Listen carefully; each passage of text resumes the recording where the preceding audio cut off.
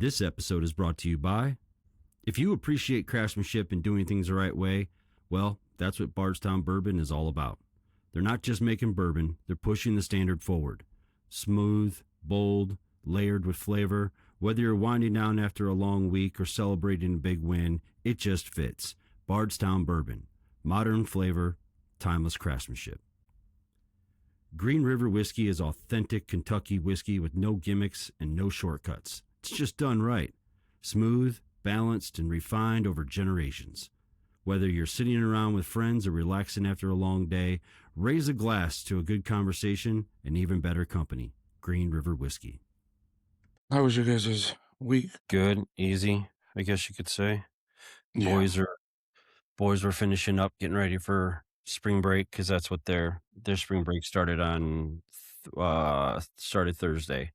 Their last day was Wednesday. So Oh, you see, Brantley's just started yesterday, Good Friday. okay, all right. So, Now I was watching the McAfee show, and they were talking to Ty because Ty was in Catholic school apparently his whole elementary or whatever, and he was talking about fasting and all that stuff and how he had to do all the fasting for school before. Do you guys really have to do that? No, we just don't eat meat on Fridays. You just don't eat meat on Fridays. All right. Yeah, you gotta eat like The fish. fish. Yeah, which I don't mind. I don't mind because I love seafood. So Right. Yeah. we do the fish and the fish, the chicken, or the fish, the shrimp, all that stuff. Yeah. Hey, you got to scoot over to your left. There you Better? go. Okay. Yep. That's better. Yep.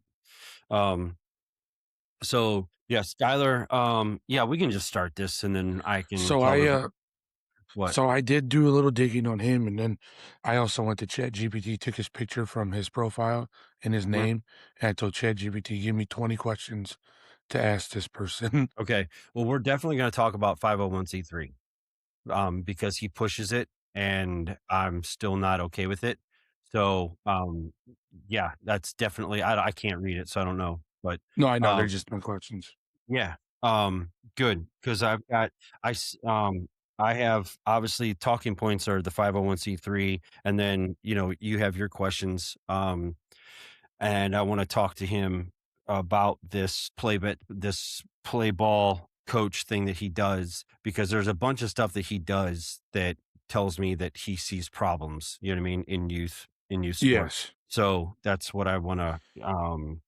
You might have gotten the same questions that I did, but yeah, I don't know. We'll just we'll start this and we'll just kind of talk about him before he comes on, because he's going to log on here in like 4 minutes. So That last episode we did was good too.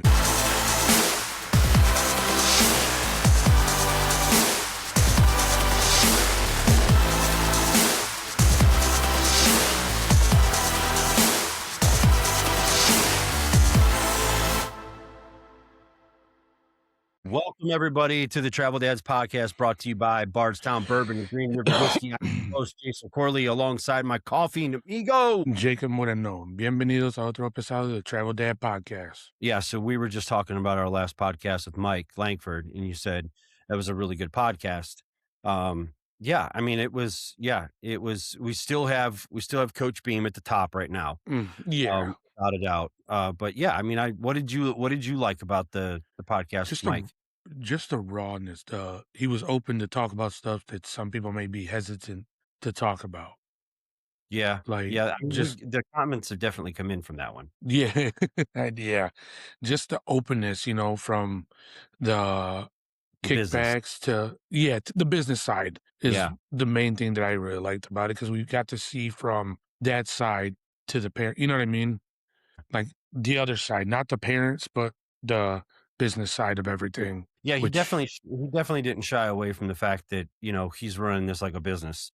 I mean, he made that very clear. You know what I mean? That this is a business opportunity. The first opportunity hasn't gone so well with the gloves, so this was the next avenue, and this is the avenue that he sees is the most profitable, and so that's what he's focused on. And you can either like it or you don't. And I mean, you can't blame him.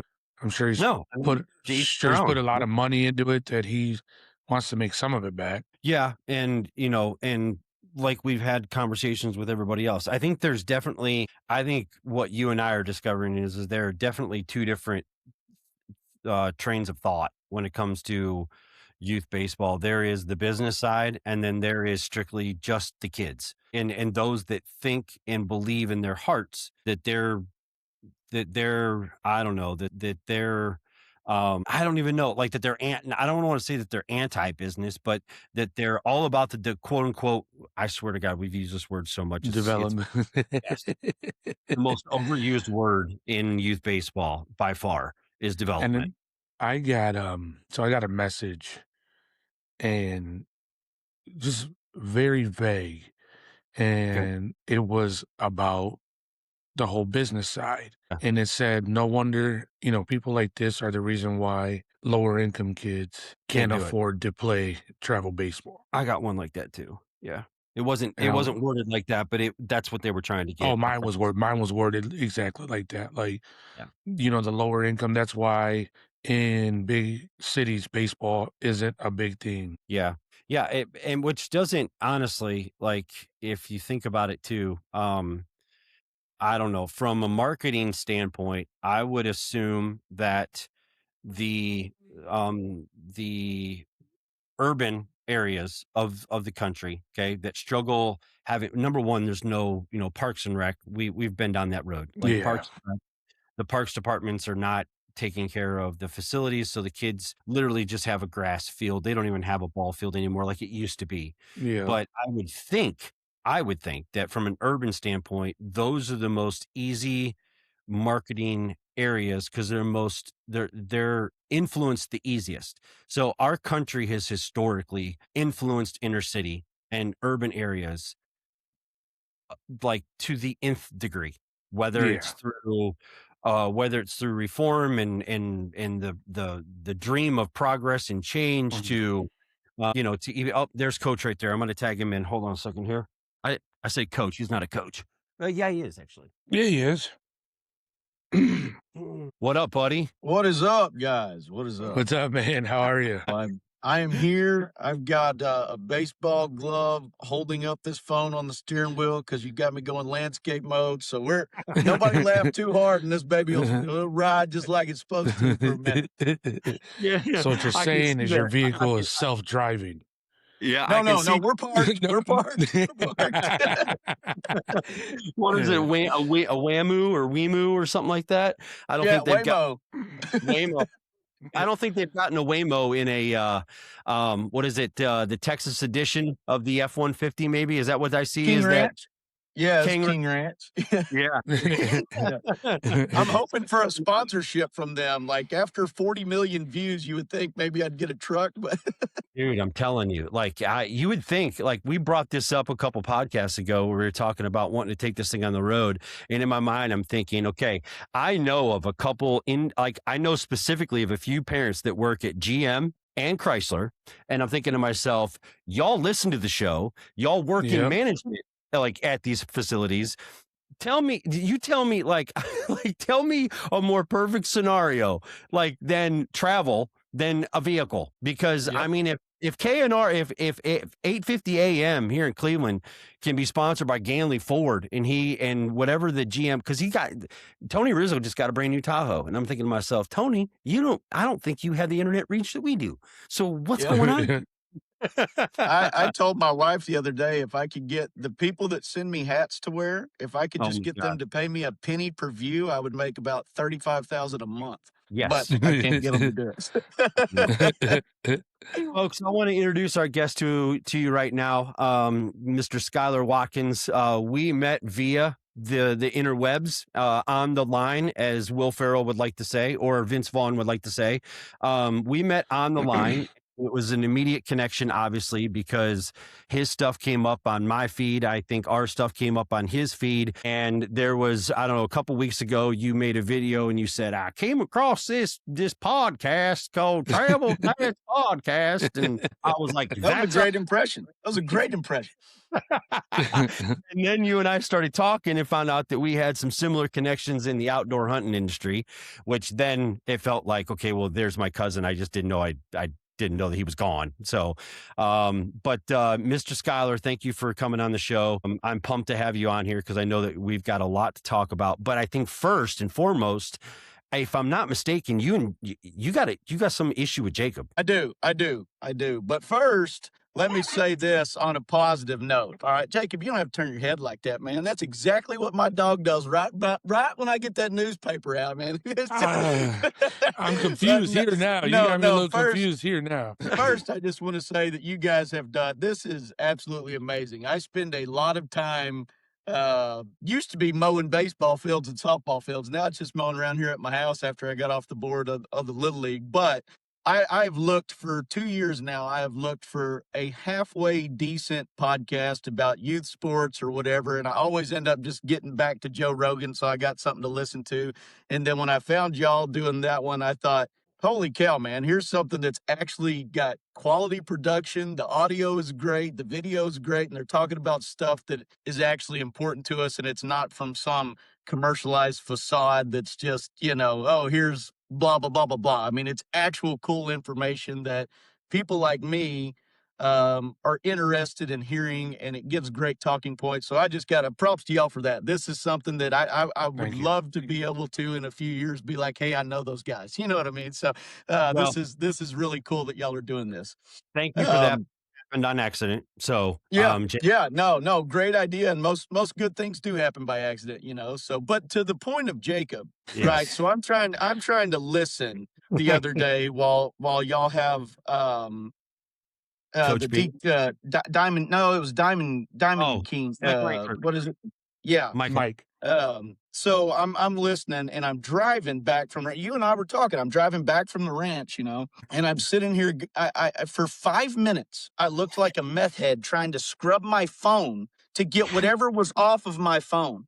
All right, and Jacob, you've got a spot on your wall back there, bro, to the right of your little case that looks like something on somebody's phone. And I scrubbed for 5 minutes, and then I went, you know what?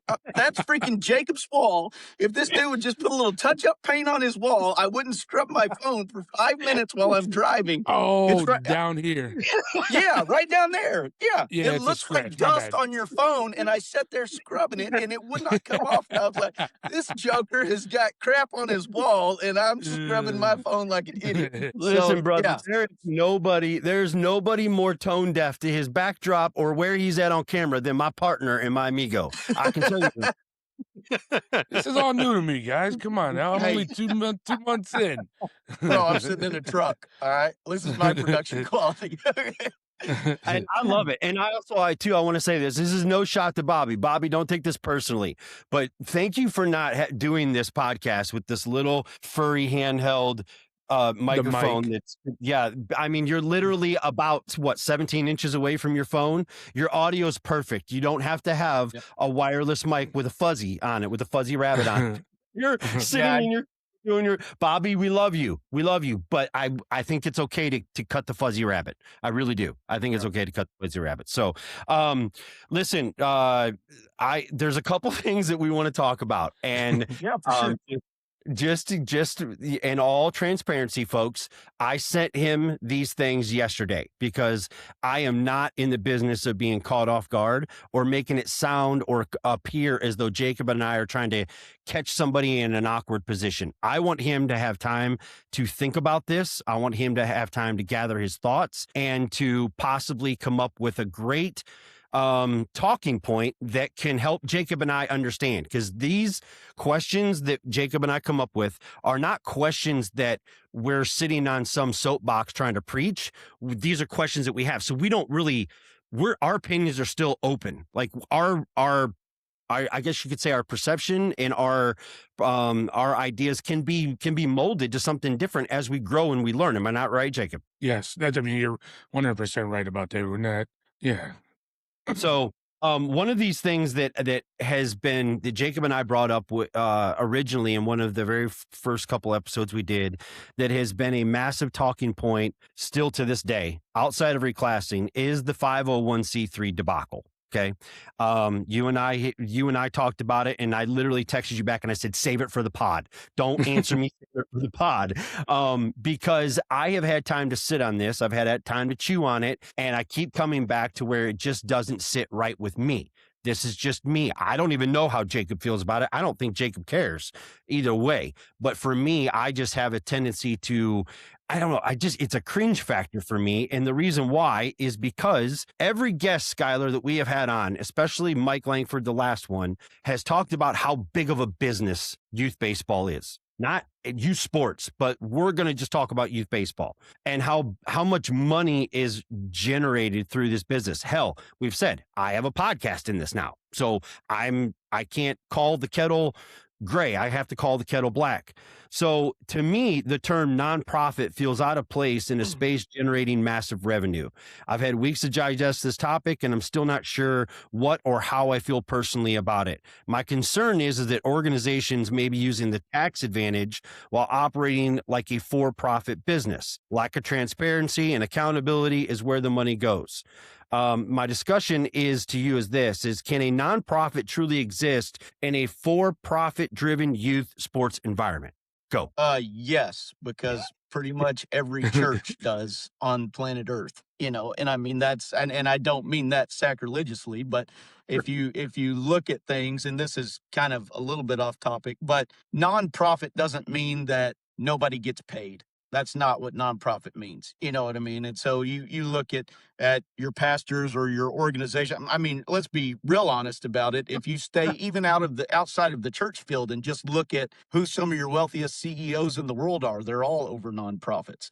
And so it's not just and to your point, that you could have the same opinion about those as you would as youth sports, right? So that's not a big deal. That might not change your opinion. However, my opinion changed because I was with you, right? I was with you on that, on why are they doing this? How's this working? My opinion changed just from a business standpoint. I actually years ago had a nonprofit in the outdoor industry, and so the part that changed it for me is, let's say that you, Jason, decide I'm going to build this team or this program for these kids because I think they need better than what is offered in my area. And just like what was his name, Mike, that was on last time. Okay, just like he was saying, it's about an experience more than the profit and this kind of stuff, which a lot of people start out that way, and it's true. However, when you decide I can't pay for all this by myself, so I'm going to go out and I'm going to start getting people to help pay for this, right? If you have nothing set up structurally, all that money comes in. And when Uncle Sam says, where's that money going? They go, oh, it's going to Jason. So Jason needs to pay taxes for this. Well, that's not fair to you. I mean, you're trying to do something good. And at the end of the day, you show all this additional income, even though you might be giving that all back out, buying uniforms, whatever. It turns into an absolute tax nightmare. And so at the end of the day, you can set up a 501c3 and you have to meet the qualifications, right? If you don't, they're not going to let you in. So if you do meet the qualifications, it's kind of like, bunting. A lot of people don't approve of it, but it works, and it's a good thing to do, and it works in the right situation. So if you meet the right qualifications and you're doing something out of the goodness of your heart, you deserve not to have to pay taxes on regular income for that money that's coming in. And then when you get into a lot of larger donations, the majority of people that are going to make big donations or that are corporations themselves will not even look at you unless you have your 501c3 information, all your tax information for that. When you go for all these grants that most of these, especially if you're building an organization, most of them survive on are these grants. When you go to fill out that grant, if you don't have your 501 nonprofit information, you can't even click submit. So, most of this stuff, and is there some people that might do it for shady reasons? Sure, 100%, like anything else. There's always anomalies. But for the most part, I think that most of these people are doing it for the right reasons, and I feel comfortable that they are doing it. If I was to find out that somebody was trying to rip off the system, sure, I would hate them as much as anybody. But I don't think that a man or a woman should be punished for not just willingly taking massive tax implications on themselves for trying to start something for kids. Can I ask And you something? that's kind of my standpoint. Yeah, go ahead, man. Okay. So do you think we could solve a lot of this by just renaming it then? Because just the name itself, the problem. What's that, nonprofit?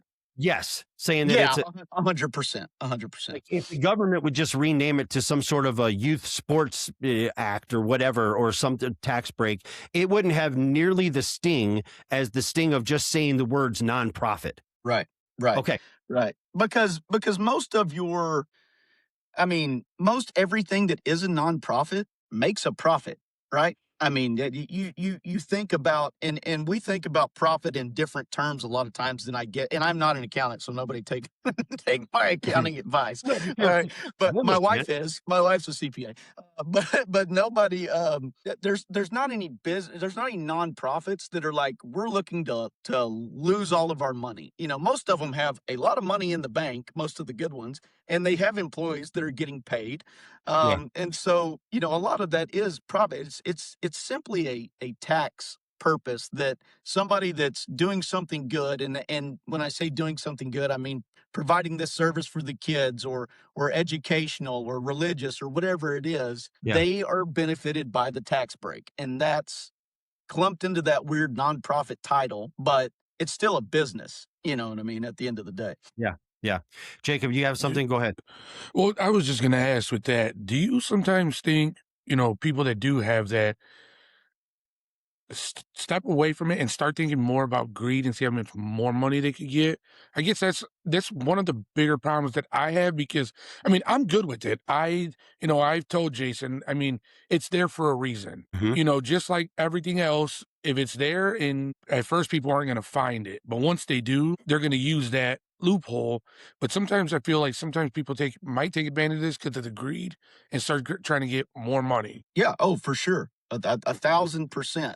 But that's the churches do the same thing, just like you said. Yeah, that's in every business we'll ever find.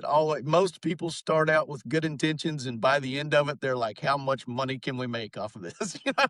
I think that's human nature, and that's why money is the love of money is the root of all evil. That's where it ends up going to, because a lot of people think that this ties perfectly into my battle between rec and travel sports, which is a great lead on, I guess. But it is always, I just need a little bit more. This just isn't quite good enough. The grass is a little greener. I heard y'all say the other day, I don't remember if it was you, Jason, or you, Jacob, but yeah, water your own grass. You know what I mean? And that's what I preach a lot.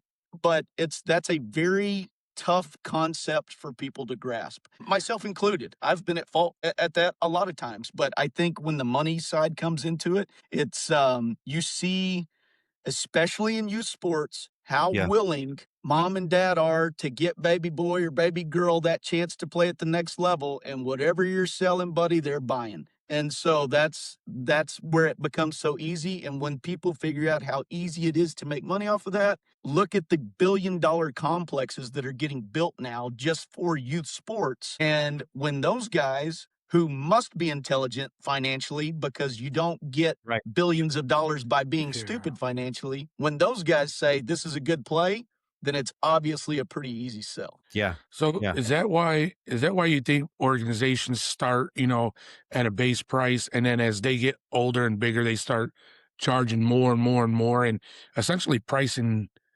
families out? Because by the time you get it, you could be in just paying for fees, what, 3,000-4,000 before anything. No, I think, yes and no. I think a lot of people do it based off of every other model that they see. And so you're looking at, and I'm not talking about sports specific. I'm talking about, dad who is in whatever car sales or website design or whatever, has a baseball team or starts a baseball team with a group of buddies and goes, well, you know what, in my business here, in regular business, here's what you do. You get them in like this, and then you sell them the extras, and that's how it's done. And that's how we make money. And so unfortunately, youth sports has, when it became a business, had to take on by proxy the same business model as everybody else, because that's a successful business model. And why be in business if you're going to lose money, And so that's kind of, I think, what I've seen it do, because I dabble in quite a few different businesses and invest in different stuff. And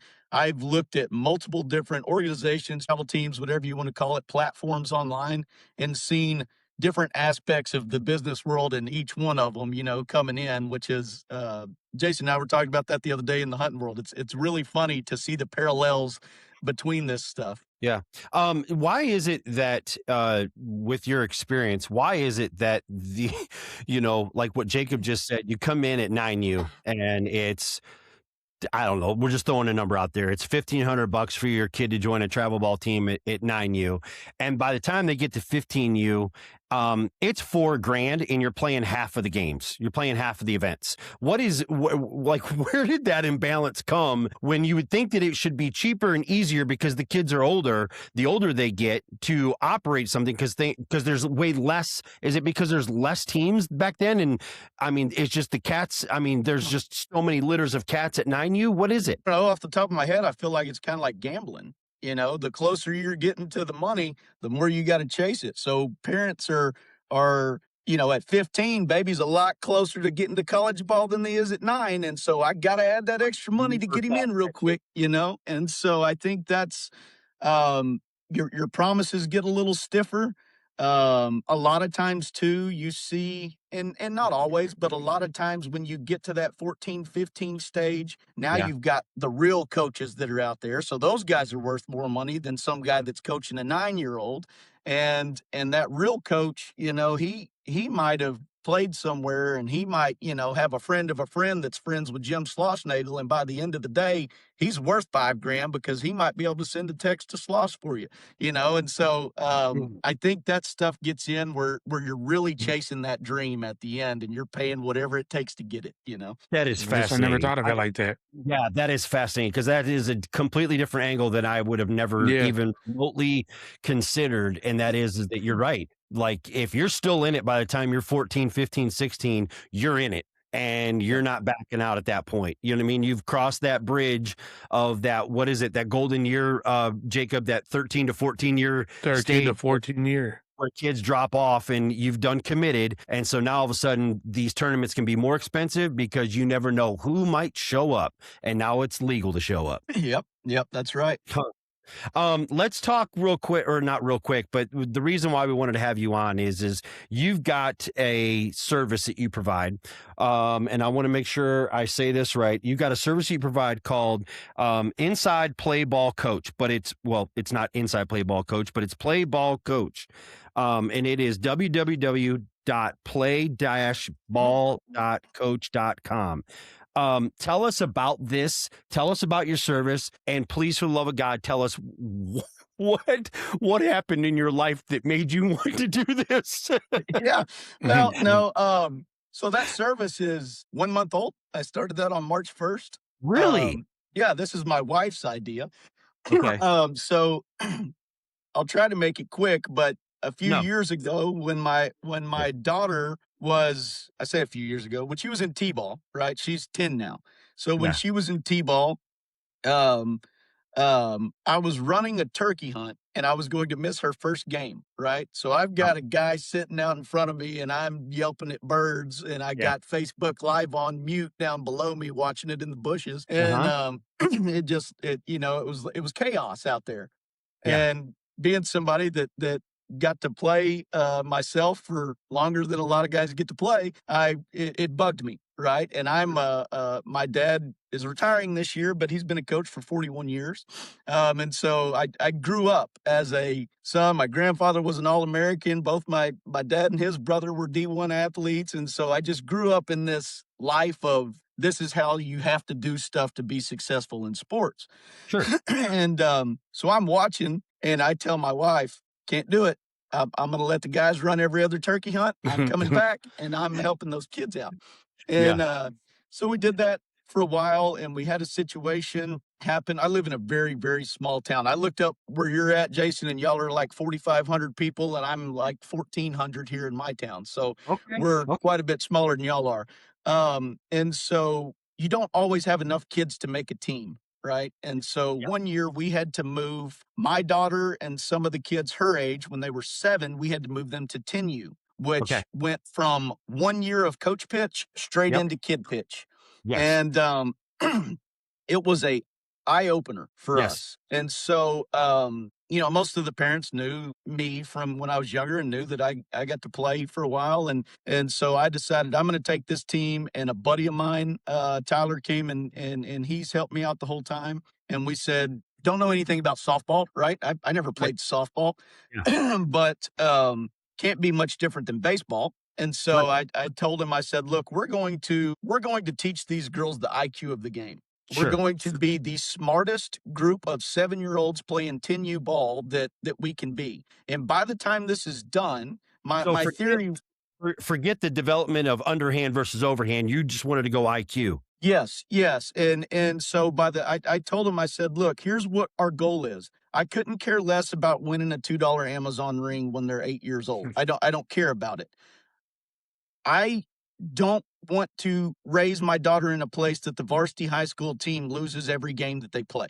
I don't like that. I'm not somebody that says winning above everything, but I will argue till I'm blue in the face that winners are more successful in life than losers are. That's been my life story, and I will stick to it. There's nothing for kids to do than win. That's right. That's exactly right. That's how they have fun. That's right. And so, and this is going to say people aren't going to like this, so you can clip this one and get a bunch of views off of hate. But at the end of every game, the last thing I say is winning is, and they all say fun. And so, we do that every time, and our kids have bought into it. But anyways, I told Tyler, I said, what we're going to do is by the time these girls are in high school, there's not going to be a question of where the play should be made, fundamentally what we should be doing, how we should react. There's not going to be a situation that these girls don't understand. They will be the smartest group of kids to ever go through our high school program when it comes to this. Now, there was a lot of stuff we had to do softball-wise, especially when it comes to pitching. All right. So I've through Instagram have made friends with some very good, softball people like Amanda Scarborough and those people like that. Morgan Stewart is fantastic. And so I've been fortunate enough to ask them some questions and them help us out on that. And so his daughter is our pitcher and more work from his part than mine, but has really turned her into she's an elite pitcher for a 10-year-old kid now, right? We went from not being able to walk and chew gum to now from 35 feet, she's throwing 53 miles an hour and kids can't catch up to it. And so anyways, in starting this, my wife originally, I'm not an Instagram guy, right? My wife originally said, you're freaking at it. Yeah, my wife said, hey, you should start. Parents had a lot of questions, right? Yeah. What do we learn and how are we doing this? And my wife said, you should start just taking these questions and putting them on video. Yeah. And then you could tell everybody, just go watch the video instead of asking me 17 times, right? Yeah, but so it's so personal when you answer it like that, doesn't it? Yeah. Do that? Yeah. Yeah. I said, okay, let's do that. So I did that. Well, come to find out, thousands of people have the same questions that our 9 parents had. And as that progressed, here recently, my wife says, because I've only had play ball coach for a year. And so when I say that, I mean the Instagram part. And so last month, my wife, which I'm sure like y'all's wife, follows all kind of Instagram influencers that make sourdough and all kind of stuff like, different stuff like that. And she's like, you should make something that people can come and just pick your brain for a price, but you just put it all in this deal. She explained it a lot better than I am. But I am kind of a computer nerd. Website building and AI and all that kind of stuff I'm pretty good at. And so I sat down and I hammered it out. I was like, here's what's in my brain. I'm just going to make a rough copy of what's in my brain and throw it out there.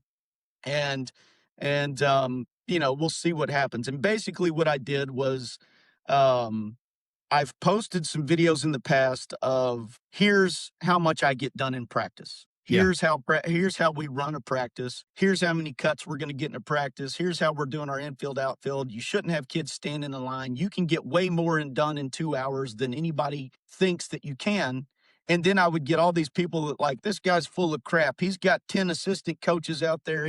There's no way he's doing that. He's lying. And I'm like, no, this is exactly what we do, you know? And so I put those in there. Here's my practice plan. all the time intervals. Here's drills we do. Here's how you set up the drills. Here's how you execute the drills. And then here's my philosophy. And I built a manual. Here's how I install it. These are non-negotiables that we have. Here's what we're doing cutoff wise. Here's how we cover bunts. Here's all this kind of stuff. And in 1 month, 300 coaches have gone over there and signed up with it. Now we have these coaches meetings once a month, and it's been really good. Sure, there's a bunch of negative stuff, but my whole goal was, from start to finish, I guess to round it out, was that there is a lot of people, great people, who volunteer their time to come out and coach these kids. Yeah. And don't really understand how to do it. And it's an intimidating situation, even in your own town, to raise your hand and go, I don't know what I'm doing. And, because and you so live with this, you can do it privately.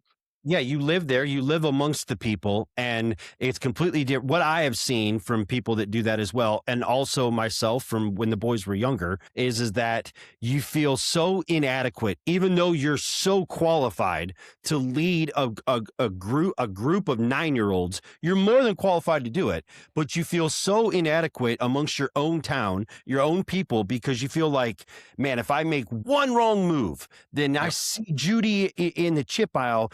She's going to sideways eye me. She's not going to say nothing. And it's the non-saying of anything is the worst part of it. It's those that voice their opinions. Those are the ones you can deal with. It's the ones where you don't.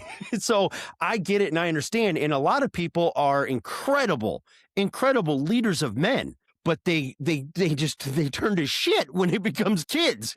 Right. And there's a lot of stuff that one of my biggest things that I've seen that happens in youth sports is people neglect or don't understand how quick and how fast kids can pick up on stuff. And so they get this idea that, because the kid's 10 years old, we can't put that much on their plate because, they're only 10. And that's a bunch of BS, man. Those kids will pick up anything that you teach them correctly, and they will pick it up extremely fast. And so you don't have to stop. I've seen this when our boys were 8, 9 years old. Yeah. And putting them with Scott on this quote unquote, whatever. You guys can roll your eyes at it. That's national team with Scott. I would get the comments and the conversations that I would have back home from people that were just in rec ball and thought that we were crazy for doing this. Were like, there's no way. There's no possible way that these boys can develop and can absorb that much information to pull off that first and third play at 9 years old. And then they would see it and they'd be like, how is this? And I would tell them, I don't know. It's the way that he had the ability to break this down into simple terms. And the boys also, once they practiced it and watched it, they just implemented it. They were visionaries. They could visualize it and see it happen, and then they were doing it. I also think it went with the way practices were structured. 100%. Like there was no.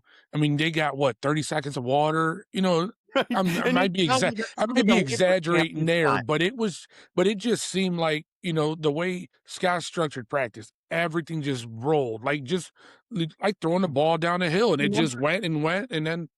Jacob, by the time do you remember that video that I posted of the boys at indoor practice over the winter? Yeah, it went viral. I posted it on Twitter at the time. And Skyler, what it was our coaches. Well, we had three age groups practicing at one time, 2 of the same, and then 1 younger, right? So you had older. Older, that's right. So it was the 10s at the time, and then our boys were 8s going into 9s, and there were 2 teams. So there were 3 actual groups of kids on the field. Skyler, we had 4 coaches running 4 machines, all ground balls at 100 miles an hour directions. And I posted this video, and it got I literally thought I was going to get banned off of Twitter at the time because they thought, oh my God, there's going to be a kid get killed. And there was there wasn't even a passed ball during that 40 minutes of intense nonstop training. Do you remember that video, Jacob? Yes, I'm laughing because I'm trying to remember who the baseball guy was that commented on it. He reposted it. He goes, what the fuck is going on here? Right. And then you had other non, they weren't as influential as him saying, that's incredible. Where are you guys at? What are you guys doing? How are you doing this? But we had 4 on 4 machines, sitting on buckets. Just the kids never had a chance to stop and even think. It was just repetition. And that's exactly how you get better. We went from the first year we had those kids, we didn't make it out of our tiny little district, right? We didn't make the playoffs. We play in a it's called TTAB, Texas Teenage Baseball and Softball, right? For most people, it would be considered a rec organization. Now, I set up scrimmages with select or travel teams all the time, and we annihilate them. Rec, league, house ball, there's 4,000 different names, and that's a whole nother point that just pisses me off, but whatever. But we didn't make it out of our district, but we continued doing what we're doing. Our second year in it, we finished 8th in the state out of 108 teams and made the state tournament. This year, we're going to be really good again. And so, but to Jacob's point, I've got 10-year-old girls, and to your point too, Jason, about how you break it down and teach it. I've got 10-year-old girls that some of them really struggle with reading. But if I get out there and I go 5, 4, 3, 6, 4, 3, 4, 6, 3, 2, 6 tag, it's just nonstop. They just scoop it, throw it, scoop it. They know where they're going. They know what to do. If they catch a fly ball in the outfield, it's an automatic deduction, and my center fielder is going to rip it back to 2, even though we were going cut 3. I mean, they pick it up. They know turn glove side every single time. You can watch them catch one off the side of their body and shift their feet to make sure that they're turning glove side because they don't want to be called a ballerina. They just, it's nonstop. They're figuring it out. And so that's the same, to your point, Jacob, that's why it works, because in 2 hours, my goal and what I told Tyler at the time was, here's how you progress. Here's how you develop, if you want to call it that. Yeah. I've got to do in 2 hours what the coach who's beating us down the road does in 2 weeks. I've got to figure out how to do that.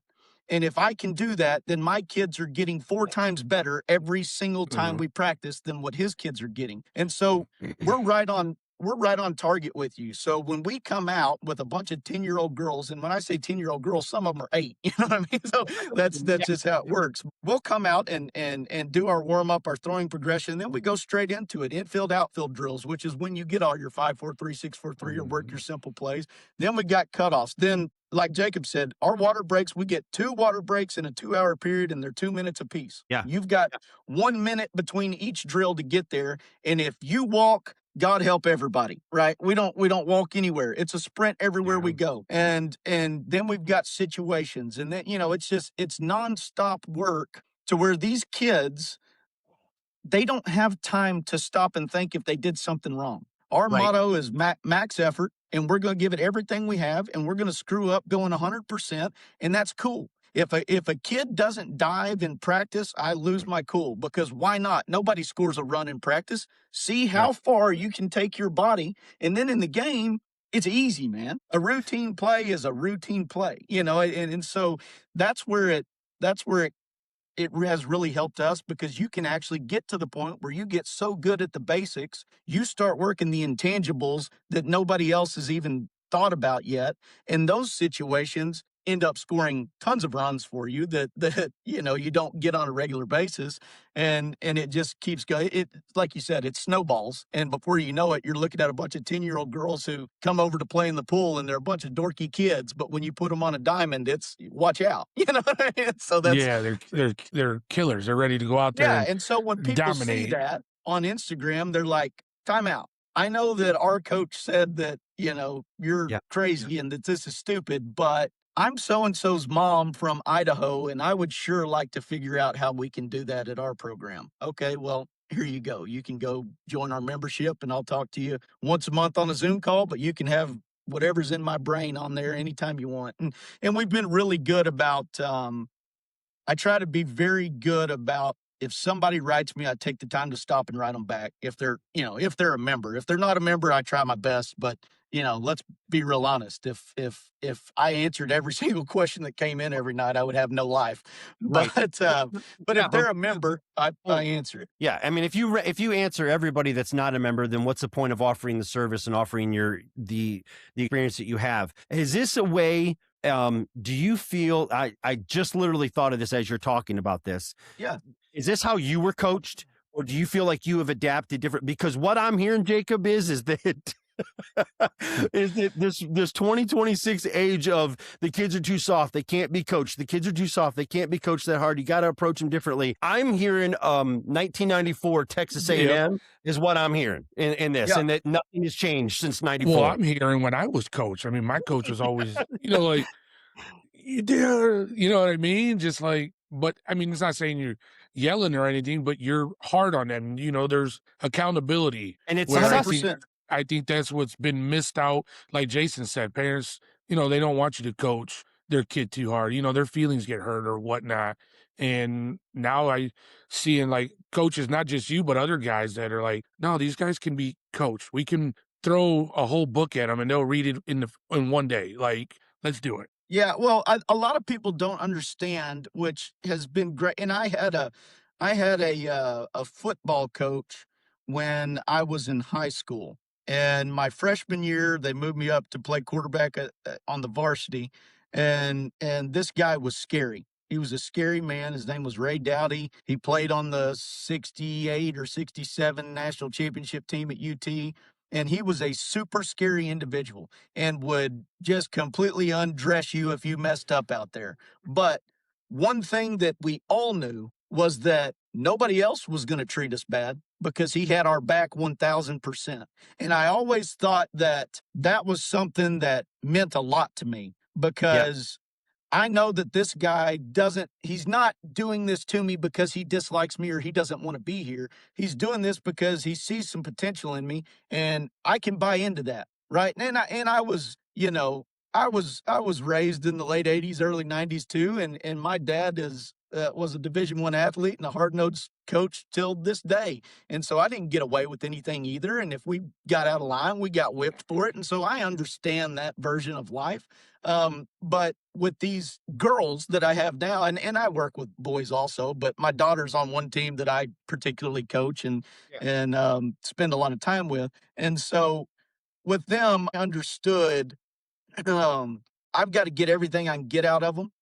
And I have to speak with, and I'm not out there dog cussing them or anything like that, but I have to speak to them as if they should understand what I'm talking about. And they are going to do what my standard is, because if not, they're not going to have fun. But you're going to do what the standard is, and we're going to do it over and over and over again until you understand that's the standard and we're not going to get away with it. However, they're also going to understand that nobody loves them more than I do. So there is a line that I talk about a lot with new coaches that are coming and asking for advice, and that is be extremely hard on them, but love them just a little bit more than you are hard on them. And then you never lose that, because the worst thing a coach can do is lose the trust of a kid. Once you do, it's done.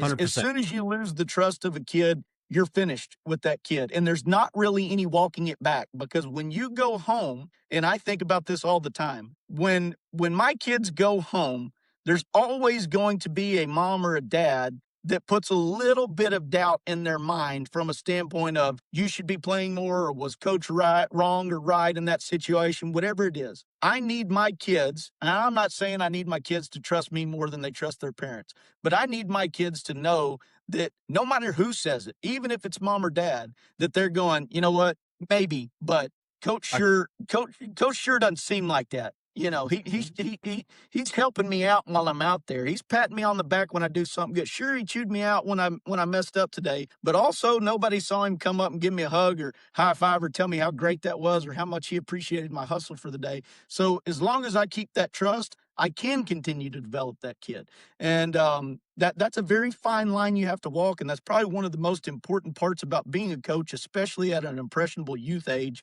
that I think a lot of people miss out on. Because today I see travel a lot, coaching a lot of ball, and I see a lot of like complete separation, two sides of the aisle. Either you got a coach that's an absolute prick for all day long, or you got a coach that is playing soft parenting 101. It doesn't fit. But if you can find that mesh point, I think you create some monsters out there, and that's really fun to watch. What do you say to hold on a second, Jacob? What do you, because this, I don't know, this might tie into what you're saying, but what do you say to those that say, my travel ball, I don't expect my travel ball coach to do my parenting for me. And they say that in the realm of, I don't need them to be nice. I don't need them to be, to worry about the kids seeing them off the field or at the hotel lobby. What do you say to those parents that don't view the coach as an instrumental part of, because for me and my kids think our coach walks on water. Like if I can tell you right now that if my son's coach told him to do something and I told him to do the opposite, he'd have a real hard time trying to figure out which alley to go down. Does that make sense? Where a lot of kids are just preach, nope, that is just baseball. You don't listen to anything else that man says besides baseball. You know what I mean? We'll take care of raising the character in you. Yeah, well, first and foremost, 93% of kids will never play in college, right? And 99.04% of kids will never make it to the pros. Right. My job is to there's a great 99.9% chance that nobody in my town ever plays professional ball, whether it's softball or baseball. But there is a 100% chance, God willing, that they become a dad or a mom, a husband or a wife. They become an employee or an employer, and they must understand how to do things the right way to be successful members of society when they get out. So I am parenting out there. If you don't like that, my job as a leader is to build a team that is a family. And that's my job, to where everybody holds each other accountable. And when they step on the field, they're mine. They're not yours anymore for that time period. And if you don't like that and you don't like the team atmosphere where I'm the leader in that point, you should probably play tennis or golf, because that's an individual thing, or go run track or do whatever you want to do. Don't put your kid with me. But I can say that if your kid is with me, you would be very hard pressed to say by the end of their time with me that they're not a better athlete and doing better at home. Our first thing that we go through every day is who made their bed this morning. You won't come into my house and see that my kids didn't make their bed, because winning is important to me. And the first win that any human can have every day of the week is to get up and make their bed. Why not? Yeah. Why would you leave something undone like that and then decide that later on in the day you want to start winning? Piss on that, man. You had a great opportunity to get your first win when your feet hit the floor, And so, and the biggest point of that is that, and I don't want to say counsel. I'm not a counselor. I mentor a lot of kids whose parents want me to talk to their kid about different situations, and we have monthly talks with those kids. And that's step one. You see that for that. And I tell them, look, you're going to lose every day too, right? All of us do. You're going to get hit in the mouth with adversity every single day of the week. It's impossible to escape that. If you're not, you're a loser. You're a couch potato. You're not doing anything if that happens. However, if you get up every morning and you make your bed, if you get your butt kicked all day at school and you come home and you go to get in bed and it's perfectly made, light bulb goes off. I still won something today. I'm still a winner, And so for me, to your point, if you don't want that as a parent, don't put your kid with me, because they're getting that. Right. And I think if we do a better job as a whole of youth coaches producing that, not only do we see better kids, I bet you we see a lot better play when it comes to the athletes we produce later on down the road. Jacob?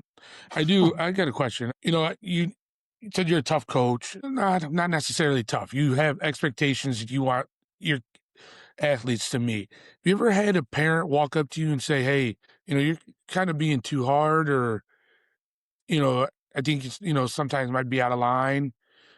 If it ever come up to you and ask you, not or to my, I try not to to my talk face. Yeah, not to my face. I've never had it happen. Have had it happen behind my back in group me chats or whatever that is. And dude, I'm super easy to talk to. I'm never gonna try to fight somebody over a little league game. I mean, that's not my personality.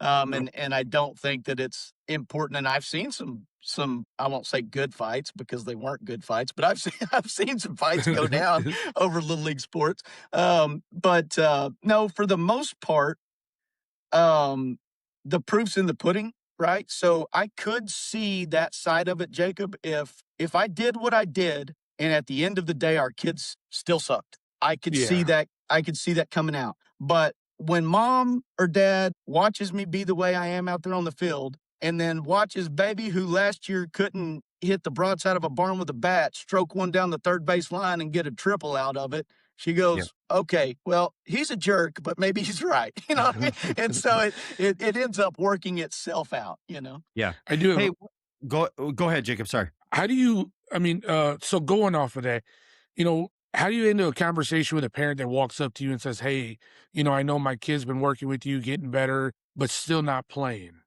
enough? Yeah. That happens a lot. And so we try our best, and we have rules in our league that requires each kid to play one inning in the field and get one at bat. So everybody's going to get that. And it's tough sometimes. This is going to sound very egotistical, but in softball, if you're up by 15 after the third inning, the game's over. So I got 3 innings a lot of times to get everybody on the field. And I've got 13 girls on a team, which that makes it rough, right? But I don't do a lot of parent talking. I have a sheet that I send out prior to our parent meeting. I told Jason yesterday, I like structure and I like organization. So I make a sheet that's pretty harsh before the season starts, and I send that out to every parent. And it is basically, one of the parts on there says, me and you will not discuss playing time or what position your kid's playing. I'm so sick of that shit from you coaches. Why? That is such an easy way out. Like, tell me what the problem is. my deal is that going back to creating these kids to do stuff on their own, right? I have to have these kids in a position that when somebody ropes one to the gap in right center and we got to make a play, daddy can't tell you where to throw the ball. You got to make that play on your own. Okay. And so when it comes to playing time, I need a kid to come to me and say, and I am very nice about this, by the way, when it happens, I need them to come to me and say, Coach, I know I'm in left field right now, but I really want to play third base. Yeah. Fantastic. Let's do it. Or I'm in left field, but I want more playing time. Okay. How do we get more playing time? Because this is where the teaching moments happen. I don't need to teach Jason. He's 50 years old. He's not going to play anymore. He's got no swings left, right? So I need to teach his son. So when maybe he does. Men's church softball league, he probably still cranking on. You know what I mean? I took a 12-year-old deep last week. I'm not gonna lie to you. I hear you. But so when they come up, that's our time to teach. Okay, so let's look at it from a realistic standpoint. Right now, player A is whatever. Every week he's 2 for 4, 3 for 4 from the plate. Hadn't missed a fly ball yet. Okay. When we go to practice, he's stroking them in the gaps. He doesn't need a cutoff because he's zipping it in there to second base without a cut. Where do you see yourself at right now? Okay. Well, Coach, every time I batted, they walked me or I didn't get this. Okay. But where do you see yourself? I want you to put yourself in my shoes right now, right? Because the goal in the game, and I don't care what anybody says, and I've got friends online that disagree with me 100%, but if I'm going to bust my butt at practice all week and then I go play in a game, the goal is to win the game. That's why they have a scoreboard up there. If they didn't care about who won, they wouldn't put a scoreboard up there. So you tell me, if you're coach and I'm player now, who's gets more playing time? Okay, well, the one that's going 3 for 4. Okay, so how do you do that? Well, I guess I got to go 4 for 4. Bingo. Let's go do that. And so let's create that competition. It's not and I explain this in my parents' letter and everything, is that if you want a coach that's going to give your kid stuff for free, I'm not that guy. Yes. But if you want to see your kid go out there and compete and work for it, then I am that guy. And there are a lot of times, one of the most viral videos that we've had on Instagram is one about if you're what do you do with a kid who's working their butt off doing everything right but still isn't as good? Well, that's a tough situation to be in as a coach and a parent. But on the same token, there is a lesson to learn from every single thing you do. So if I can continue pushing that kid, then what mom doesn't see right now, but I do see because I went there, is that when that kid goes off to college and leaves mom and dad and adversity smacks them in the mouth, they've got something to fall back on. They can go, yeah, I remember fighting my butt off and doing everything right, and it didn't work. And you know what? Now I'm here. And it's okay because I can push through this too, just like I pushed through that. It wasn't the end of the world when I didn't get the starting spot on the team that I thought that I deserved and that my mom told me I deserved. I still have the ability to do it. And those kids, a lot of times, I had this conversation with the mom and explained to her, are tougher than the kids that never had. Yes, it just 100%. Yes, 100%. I told this mom, I said, you know who ends up being doctors and lawyers and millionaires? It's not the kids that were naturally good at all that. It's the kids that busted their butt to compete with those kids and try to stay ahead of them the whole time. Those kids understand how to fight.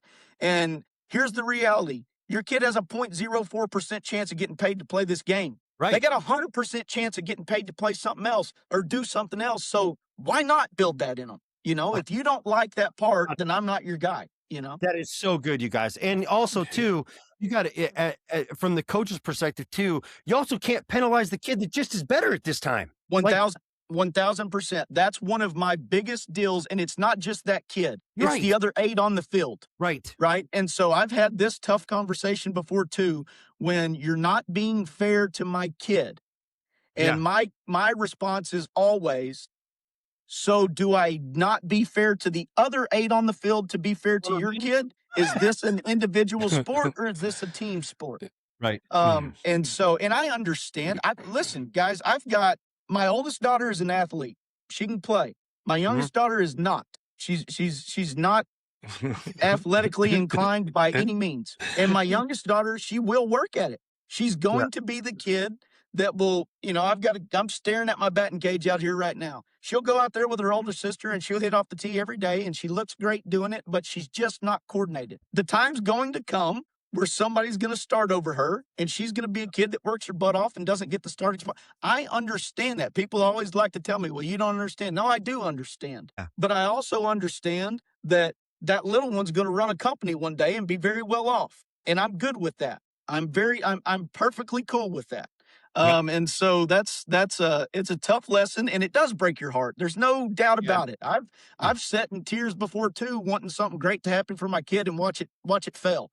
I understand that. I'm a dad. I'm a parent just like everybody else is. But I also know the same stuff that crushed me when I was a kid that made me better now. I understand that the reward at the end is far better than the reward right now. And so that's how I try to talk to parents, and I'm very blunt. Sometimes that doesn't go over well, but I just feel like honesty's the best.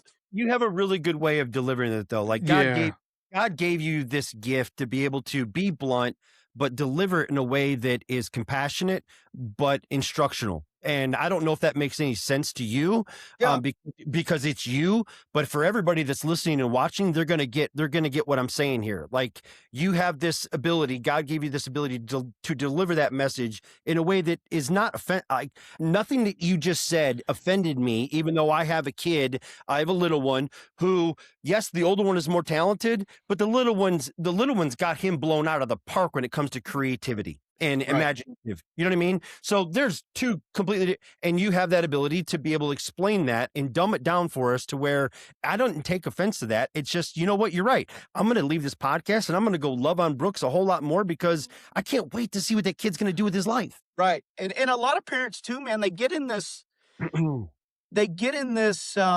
clout chasing mode where since everybody else's kid is playing, then my kid has to play too. So they get the kid in there and then the kid doesn't play as much. So now why isn't my kid playing as much as this kid? And I understand that. But at the same time, you look at the kid and you go, this kid's fantastic at art, but nobody thinks that's cool. So the parents don't put any time in the art. Right. Well, why not? You want your kid to be an all-star and he's an all-star at art. Why are we not focusing more on that? Why are we trying to force this other thing on them and then getting upset because they're not interested enough or they're not good enough or whatever that is? You know what I mean? Now, I'm not saying that kids shouldn't play. By all means, play. But how many kids are having pageants and having make-believe, movies in their backyard that nothing ever gets glorified when it comes to that. But the second that we hit that double in the gap, it's going all over Facebook with grandma. 100%. 100%. Jacob, go ahead. I know you're itching to ask him something. No, so you were talking about, the kids that you said, you got one that went 3 for 4, the other one, has to go 4 for 4. And when that kid goes back and talks to the parent, how does a parent support that child without adding any more pressure to them? Because that is a big pressure. 3 for 4 and 4 for 4. That's going 4 for 4 is almost a perfect. It is perfect 4 at bats in a game. Right. And obviously, those are just numbers off the No, top I of my know. head. Yeah. But at the same time, I think you make a very good point, and it is tough. It is tough for parents in that position. A lot of times, let's be honest, a lot of times it's not really close between the two.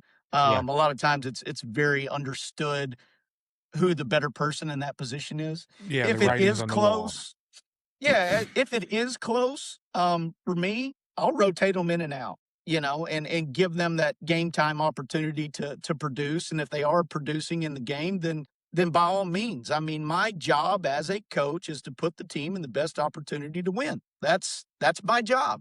And I don't care if people love to tell me it's youth sports, you're taking it too seriously. Let me say this point real quick for everybody that's watching this and listening. If the kids in youth sports are taking it serious, if it's do or die for the kids, and I'm not willing to do that, then I'm a fake. And Yes. that's the truth behind it. Because if a kid is willing to go through my practices and bust their butt doing everything I say and take my standards to heart, and then I look at it as it's just youth sports, it's not that big of a deal, then I've done a disservice to the kids. Okay. Now, if I don't force them to hold any standards and I go out there and run practice like a circus and say it's recess at elementary school, then sure, it is all fun and games, and I don't care who plays what position, and we just all have a blast. Right. But in my style of coaching, I cannot say that it's not serious because my kids are taking it seriously. And so, to your point, Jacob, when it comes down to that parent, it's a tough spot for me. I have to do a good enough job explaining to the parents, just as I do with the kids, of adversity and working and what this benefit might be, to hopefully get them in the same train of thought that I'm on in that process. And if I don't, and they still go the other way with it, then that's between them and their kid. I don't have any right to tell somebody how to parent. I just tell them this is how I coach and this is the line we're going in. And if they jump on board with that, great. If they don't, they're probably not going to be excited about playing next year. And if you don't want to play, then you shouldn't play, and so that's kind of how I feel about that. You can't, I don't walk on water, can't save them all. That's how it works. You know what I mean? Yeah. Hey, you said earlier that you had, I don't know, after you launched it, you had roughly a little over 300 coaches that signed up for your program. What are you seeing more travel, or are you seeing more rec coaches come in and ask for help? Or is it a mixture? I know it's split. It's split right down the line, man. Okay. But the funny part of that is that the travel coaches don't want anybody to know. They don't want anybody to know. You know what I mean? That's the funny part of it. Yeah. They're using this. Yeah, it's all fun to me. And that nobody will ever convince me because it's so watered down, right? There are teams like y'all's teams that are playing at a national level, and those kids are probably the best of the best. But when it comes down to, like, I don't know if y'all have ever heard of NCS tournaments. Yeah. Okay, so NCS now, if you go on NCS, they have all the way down to C plus rec as a classification. So and we've played those teams before, and so banners for every winner. yeah, and it's I don't get into that kind of stuff. I've played with guys and know guys that are in tiny towns that nobody have ever heard of in their life, that spent their life chunking rocks at squirrels in trees and skipping rocks on the river. And I know I can count 4 guys off the top of my head that lived in towns like that made the bigs and signed contracts. There was no such thing as that. They didn't hear. I mean, they would have had to travel 2 hours one way to make they didn't play travel ball, and they also played in Division 1A schools, which in Texas is the smallest you can have. And so there is some merit to the stuff that Coach Bean was talking about, and being up there and getting the recruiting and getting seen and stuff like that. There's also merit to what Mike was talking about if you're good enough, somebody's going to find you. And so for me, I think that I don't look at it as travel ball versus rec ball. I just look at it as tournament ball versus league ball. That's all I look at it as, is that some kids play, 5 games in a weekend. Other kids play 1-2 games a week. And so that's how it works. Now, I know that in bigger towns, there are like real YMCA type rec leagues where it's just roll the ball out and have fun at PE. And I know in towns like mine where it's considered rec ball, but every girl that's in school from the 4th and 5th grade is on my team. So we got what we got. And some of them, every week that we play, this is what's funny to me, especially in the travel world, right? Because there's like the recruiting part of travel, I think is funny because everybody thinks of it as like college recruiting. Right. It's really little league recruiting is what it is, because everywhere we go and play, everybody on the other team is like, where's your pitcher play at? Where's your second baseman play at? Where have you thought about them playing on our travel team? Like, yeah, man. These kids play sandlot ball with me every day in the summer. They've got just as good a shot to go to college as your kid does, and I don't charge them anything. It costs them $100 to play in the league, and they're pretty dang good. You know what I mean? So it's that stuff gets funny to me. Go ahead, so Jacob. with you saying that, are you? I'm not. I don't know. I don't know your stance, but are you opposed of travel then, or you not at all, man? Not at all. Not at all. I think it's great. I think it's a but you just don't push it on your cool players. Experience. No, we're actually going to this next season. So after this spring season's over, we played in a fall league last year that super appreciative of them putting it together, but it just didn't benefit my kids any. And so after this season is over, we will create a travel team. Matter of fact, I already signed whatever paperwork I had to sign and got insurance and all that kind of stuff, just so that my kids can go play some better competition in some of these tournaments around here.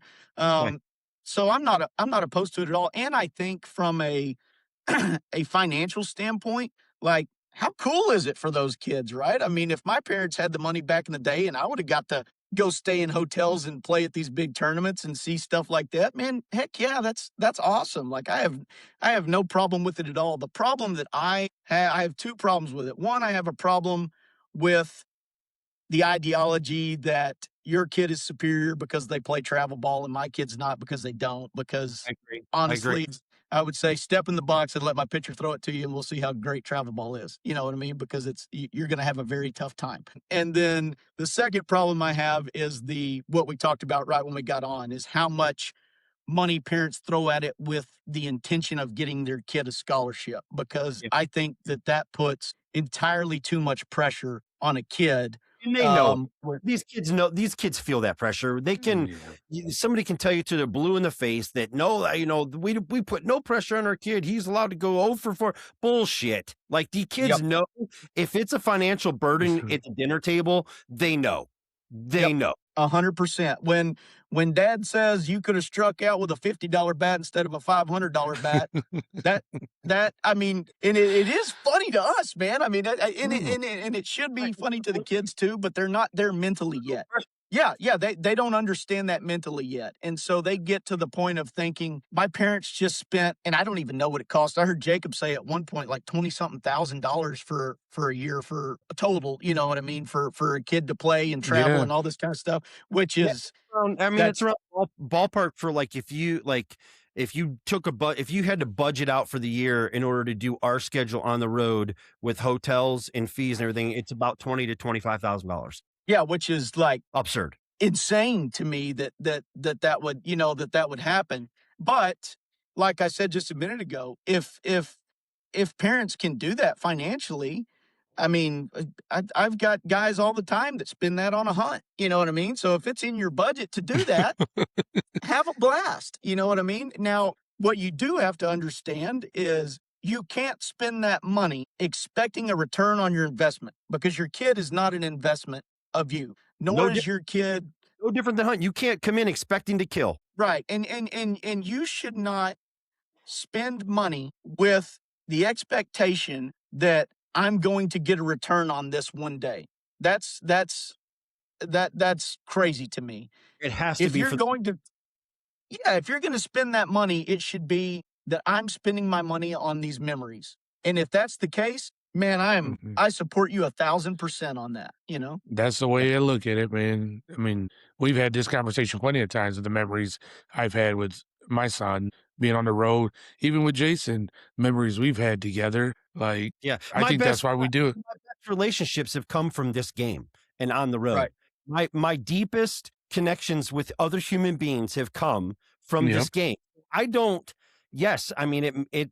Yes, I understand. It looks absolutely asinine to the guy next door. I get it. I understand. But there's guess what? I don't do drugs and I don't drink and I don't do a lot of other things because we love this with our family. This is just what we do. It's I don't know what else we would do if we didn't do this, Skyler. Like I don't even know what it looks like because we're so in love with this life that we've chosen and we choose this. We're not puppets. Like nobody's forcing us to do this. Yeah. We're choosing to do this. We enjoy it. And some of the greatest relationships I've ever formed in my life have come through this game. Right. And people have a tough time seeing that. And what's funny to me too is, and like I said, you got to be on that side of it. If you're not, then I don't agree with you. But if you are on that side of it, I watch grown men spend thousands a year to collect animal mounts. I watch grown men spend thousands a year to collect classic cars or baseball trading cards or Pokemon cards, whatever it is. At the end of the day, everybody's collecting memories. They're collecting something that's fun for them to do. And if that happens to be that you decide that instead of going hiking with your family, you're going to go spend a weekend at a tournament, or instead of going on the beach, you're going to go to the tournament. If that's where you have your fun at, nobody has any right to tell you that that's stupid to do. You know what I mean? Because I mean, I think laying on the beach is stupid, but I'm not going out there telling people that. You know? Yeah, I'm right there with you. Amen. What are some of the fixes that you hope to help coaches accomplish through your website? Like what are the problems you're hoping to help solve? Education. I think that's first and foremost. I would like to see teams make it to the high school rank because I don't know, I'm sure y'all saw that video I posted yesterday about the freshman starting over a senior, and my God, did that piss off a bunch of people. It had like 150,000 views in 12 hours or something like that. But it was a very, very 50-50 split on that. And in Texas, I was listening to y'all's conversation the other day about is high school ball important or not, right? And so in Texas, it is. Like that's Texas is super passionate about high school sports.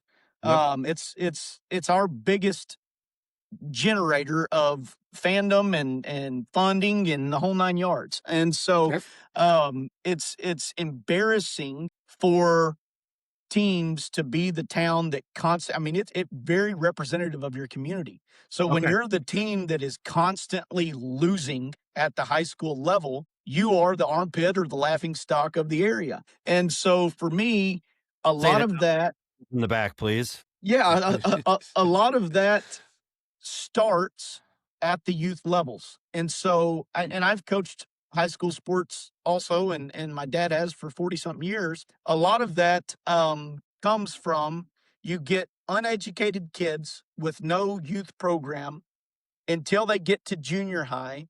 And at junior high, you get a coach that with a kid that's 13, 14 years old has to start talking to them like they're a T-baller because they don't understand any facet of the game other than run hard, turn left, and try to hit dingers because that's what they saw online.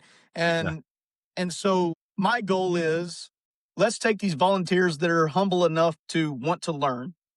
Yeah. And let's educate them so that, in the way my program works, it works in stages from T-ball through 12U is what I have on there right now. Yeah, I got it pulled up and I was looking at that, how you have it broke down. Yeah, and let's get it to where as these kids progress, when a junior high coach gets them, they're getting an IQ baseball or softball kid. They're getting somebody that's intelligent. And if they have more knowledge as a junior high or high school coach than what the volunteer coaches got from my program, fantastic. Now we can add that on there. But let's not turn them into a T-ball coach when they're supposed to be earning a salary to win, right? And that's what happens, because you think moms and dads get mad at the youth level. Come to a Texas junior high or high school, any sport game, right? And those guys that's their career. And when they don't win, they get the for sale sign in the front yard. And everybody in town badmouths them. Real. So we want to bring all these people in. We want these guys to coach our kids. We give them a group of undeveloped children and then say, go win. Yeah. And that's a tough ask. And so that's kind of my plan with the program is let's get it to a stage that we're producing kids for junior high and high school coaches that are educated enough to come in and play the game at a higher level. And you're doing weekly did you say weekly or monthly Zoom calls with the coaches? Monthly Zoom calls with the coaches. And so, our first Zoom call, we had one coach. We had one coach in our first Zoom call. Great guy out of Georgia. The guy was, and this is what's funny to me sometimes. This is a guy that played minor league ball. Okay. So he has he humbled himself and asked for help. 100%. He has a good knowledge of the game. Yeah. He understood the game.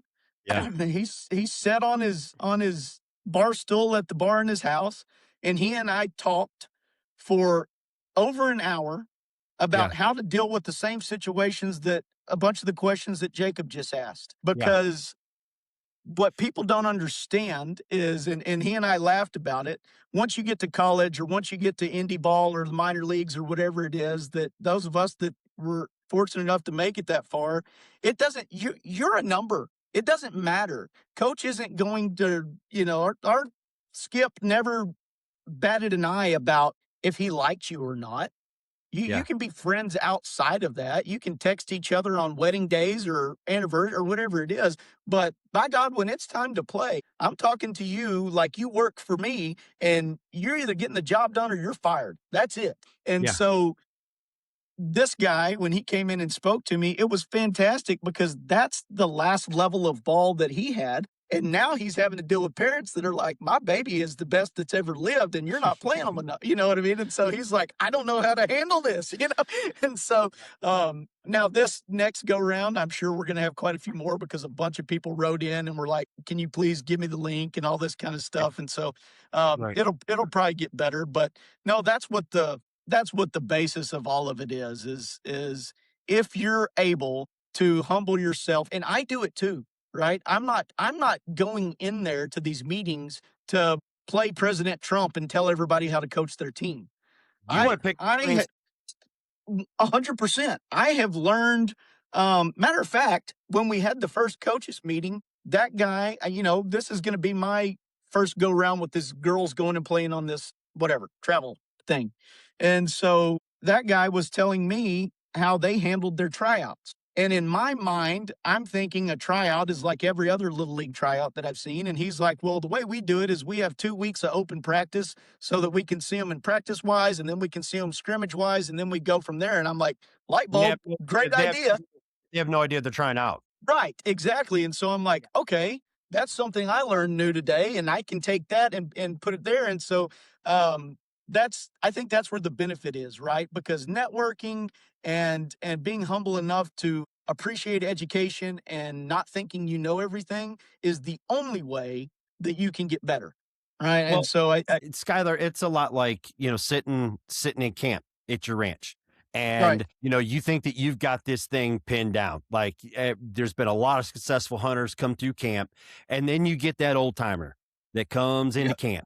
and he sits down at that fire at night and he starts telling stories, and you're just little nuggets. Just little gold nuggets of information then that you turn around and you implement into your next hunt, because this old timer, just because you were open to it, you were sponge. As much information as you were able to give them, they're giving right back to you. It's like I said, the parallels are ridiculous when it comes to it. Well, that's why I think too that my Instagram channel has been so successful, is because I admit that I'm not right about everything, nor do I know everything. And when it comes to this sport, my God, is there a lot of experts.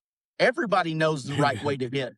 And if you don't hit the way they say, you're wrong. And I can tell you for a fact, because I am an experimenting nerd, that I have taken stuff from Teacher Man, who everybody says is wrong. I've taken stuff from Nate Headley and those guys over at 108, who people disagree with. And those two disagree with each other. And I've taken stuff from both of them and used it on kids in certain situations and watched that kid get successful. So when it comes to that mechanical, fundamental type stuff, there isn't a right way to do it other than the basic right ways to do things, right? Yeah, I mean, you're not going to chicken hand a kid up there and tell him to swing, but different stuff works for different kids, and it works the exact same when coaching happens. I had a guy just write me yesterday that said, Coach, I signed up for your membership. I was using your plans. I want to edit this one drill to fit my team better. Yeah. And so I said, well, man, as of right now, my drills aren't editable, but that's a great idea. Like, let me see if I can figure out how to go in there and code it to where on your end you can change it, but it doesn't change on the entire platform. It's just customizable for you, because you're exactly right. I think we do a lot of stuff right, but you might have an idea that's way better than an idea I've had. And if it makes my kids better, that's my job. You know what I mean? I don't have to be right. My kids just got to get better. And so that's the kind of stuff that has been a learning process for me throughout this also. And I've enjoyed this so much. To the point that I don't even really hunt that much anymore, man. So it's great. There's a lot of different types of trees you can hang a stand in. There ain't just one. That's right. That's right. That's exactly right. Types of trees and a lot of different ways that you can hang that stand. So I get it and I understand it. Folks, it is called www.play-ball.coach.com. And Skyler, it's I want to give everybody an idea. $39.99 for a year. That's not a month. That's for a year. And it's training program, practice plans, skill development systems, coaching education resources, and clearly a monthly Zoom call with the one and only Skyler. Dude, I cannot, Jacob, we keep knocking these out of the park, man, with our guests. I cannot. Yes, we do, man. Thank you enough for doing this. We've been on now, Jacob, we're over an hour again. Hour and a half. Yeah. Hour and a half. And it feels like we've been talking for 15 minutes because you've been going 100 miles an hour with this information. I love it, man. I love it. I want you to know how thankful that we are that you brought this to our platform and allowed us to have this conversation with you, because without this, you and I would not know each other, and we wouldn't know that we know Brooks and other people together. So Thank you. Thank you for your time this morning. What do you have going on the rest of the day? You going back to, is A&M playing again? No, they had a doubleheader yesterday because of the rain, which that was fantastic.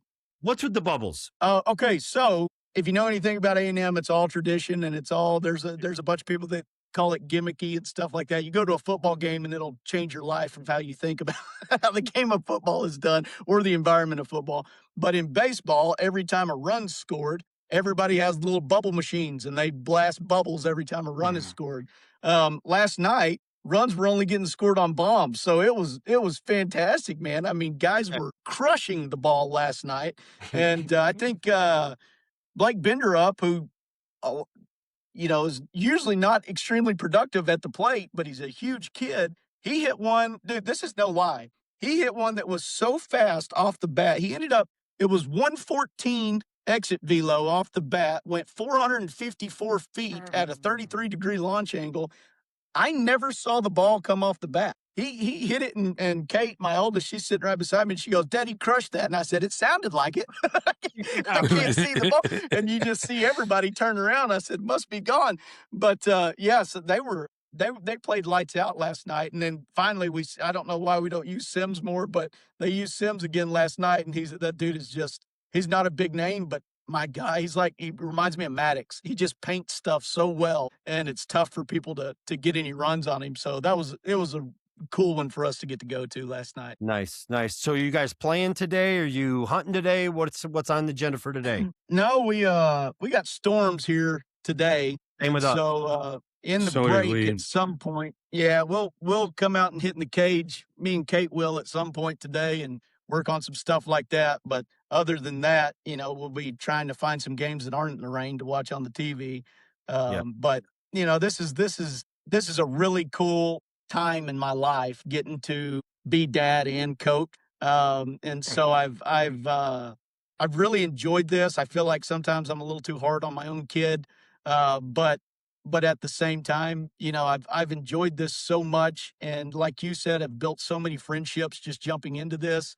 And I think, a big message behind all of this would be that, slow down and enjoy it a little bit. You know what I mean? I mean, I think that's one of the things that we're always so eager to jump into that next thing. And I've learned to appreciate every pitch I put through that machine and watch my kid hit in the batting cage, because my dad sent me a video yesterday, which my dad should not be on Instagram or Facebook, because every all those things about people have died and they're all fake, and he sends it to me every day. Did you see so-and-so died today? I'm like, no, he didn't, Dad. He didn't die today.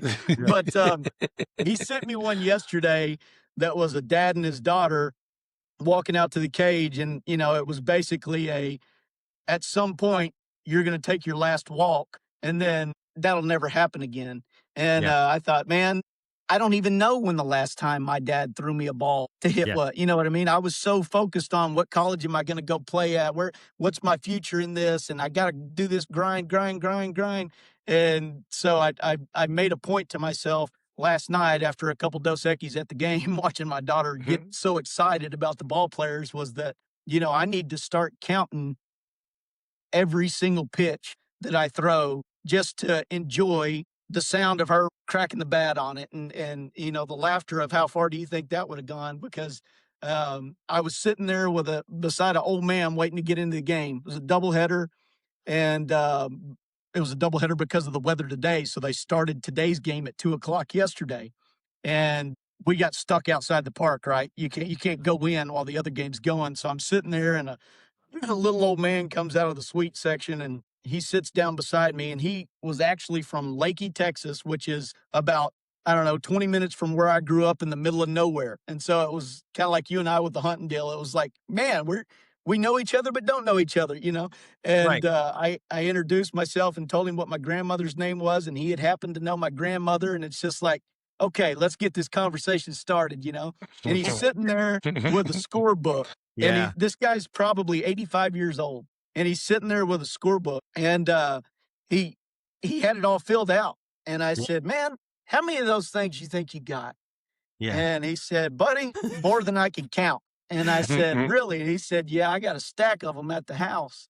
And so he starts telling me about when his sons played ball, and shows me a picture of his wife, who's now in an assisted living home. And that's why he's up here in College Station instead of down there in Lakey. And they opened up the gates.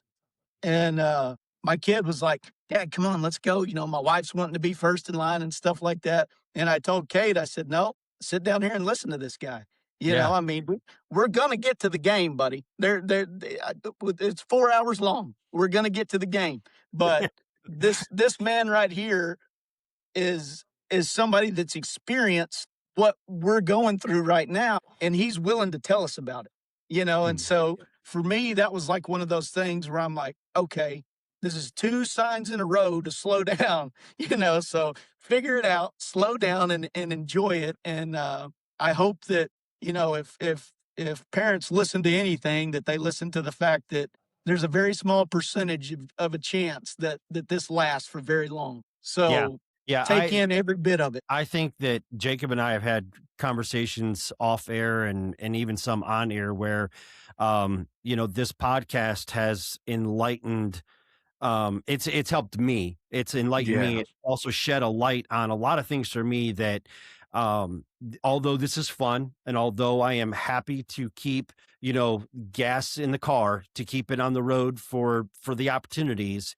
I am, we've got to reevaluate just how fast this is going, because that we can still accomplish a lot of things without going at this light speed pace that we have been on for 4 years now. So we're going to, in this isn't, this isn't some grand announcement, but we're going to reevaluate things. You know what I mean? At the end of this year, we're going to reevaluate things and see what really are the priorities, because we got to make sure we don't wake up tomorrow and our kid is saying, "Dad, I'm going to ask her to marry me." Wait, well, excuse me. Yeah.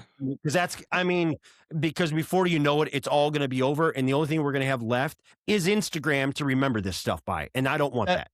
That's correct, man. I was thinking just the other day, what I actually remember about baseball. And, I think my senior year, I hit 13 out, and I remember one of those because it happened to be that I was the 2-hole, and our leadoff hit one on the first pitch, and I came up, and the second pitch the kid threw, I hit it out in the same spot. So that was kind of a weird deal. And I remember that.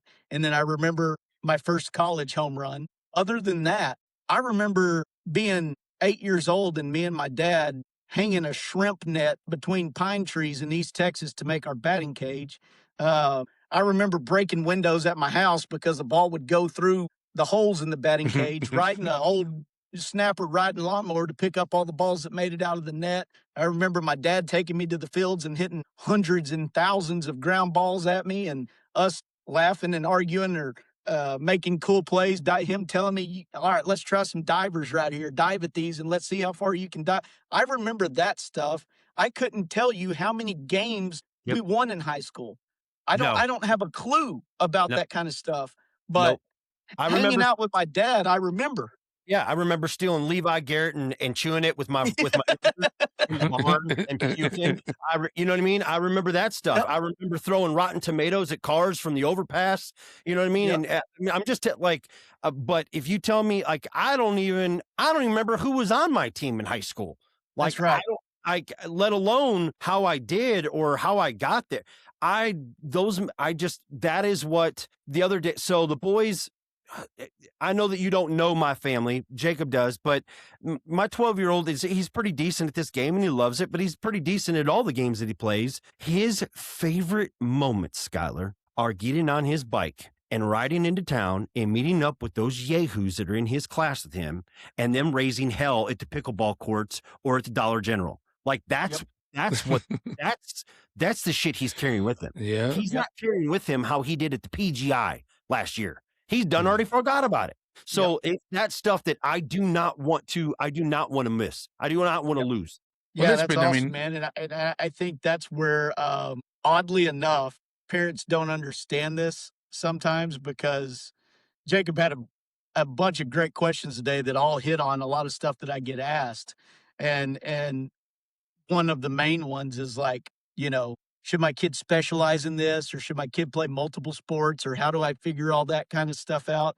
And like I was talking about throwing the rocks at squirrels and skipping rocks earlier, a lot of people don't understand how much better of an athlete your kid becomes when they ride their bike to that pickleball court and they play for 8 hours with their buddies and stuff that is not necessarily, palm down, chest out, and doing all this. There's a lot of stuff that kids can figure out if you tell them, get your butt outside and go get in trouble. There's a lot of stuff that you figure out how to do as an athlete like that, and you remember that stuff. And that's what the cool part for me about that is. Yeah. I just found out that they're making a movie. I found out that him and his buddies have been filming and making a movie. Just four dudes just make it there. The Aiden, who's his best friend in class, he's the director. I don't even know what part my kid's playing. He's probably got the video equipment. That's the from shit. knowing you. That's the shit. I remember Travis Golden, my neighbor. I haven't talked to Travis in 30 years.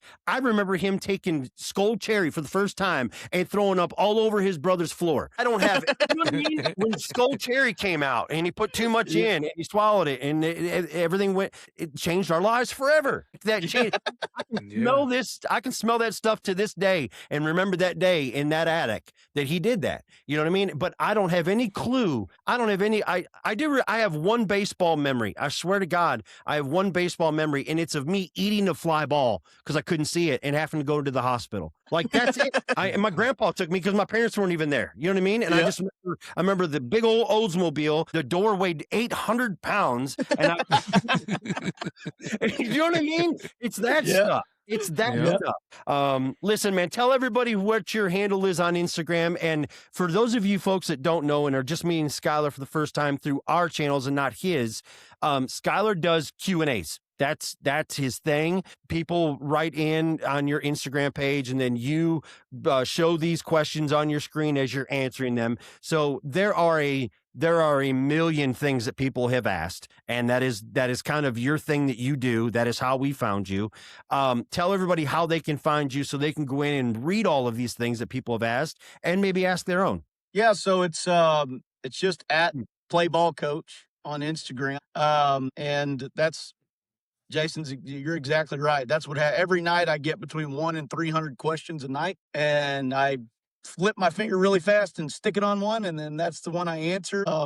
I've had to start searching a little more because, as you could probably guess, most 80% of the questions are, "Coach isn't being fair to my kid," and what do I do?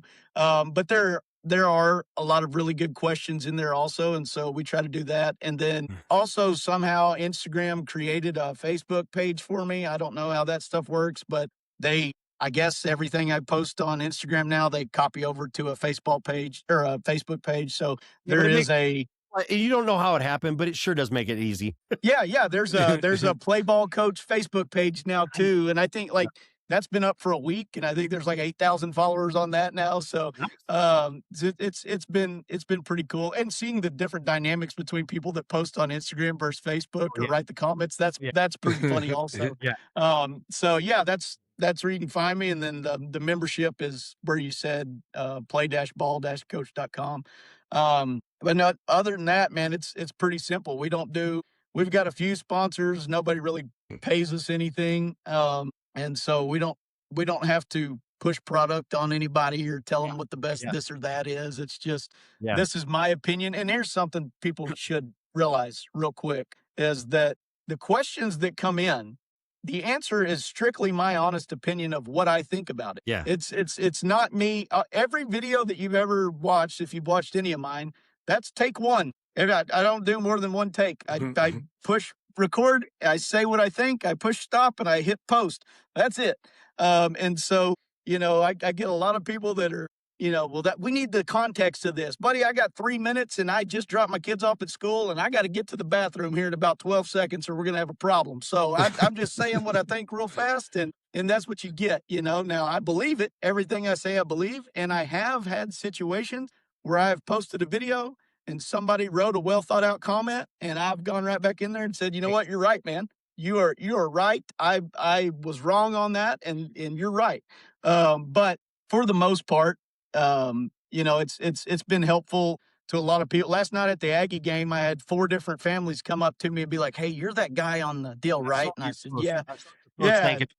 Yeah. They're like, "Can we take a picture?" It's the stuff my daughter doesn't even play softball. She plays volleyball, but the stuff you've said has made such a difference for our family. And I'm like, man, that means more than money to me right there, And so, been a really cool ride so far. Excited to see, kind of like I am for you guys, excited to see kind of where this goes, man. I have no idea, but if we can get Fort King Ranch on board, we'll be a lot better, boy. I told my wife, I said, look, these guys got a new podcast, and they've got a bourbon company that sponsors them. I said, what? I need to hire those guys to be my agent. Let me tell you this. Skyler, this is no bullshit. I swear to God. So you know the industry that I came from, and you know Right. low junk. Okay. And I was trying to explain to Jacob, like, okay, Hoyt was my title sponsor for 4 years. And then, and we had, it was Hoyt and Gold Tip were my title sponsors at the time. Yeah. And I tried to tell Jacob, I was like, brother, like when I told him that Bardstown and Green River were coming into play, I said, you have no idea what this just does for us with identification of, okay, this is not a sleeve company that's coming in. And like, this was a bourbon company that just came in and attached themselves to us and just co-signed everything that we're doing. Buddy, this is how it works. And I was trying to explain to him Hoyt and Gold Tip, and he's just like, I have no idea what any of that stuff is. I'm like, I'm just a truck driver, man. Remember that. Well, dude, I'm just a truck driver.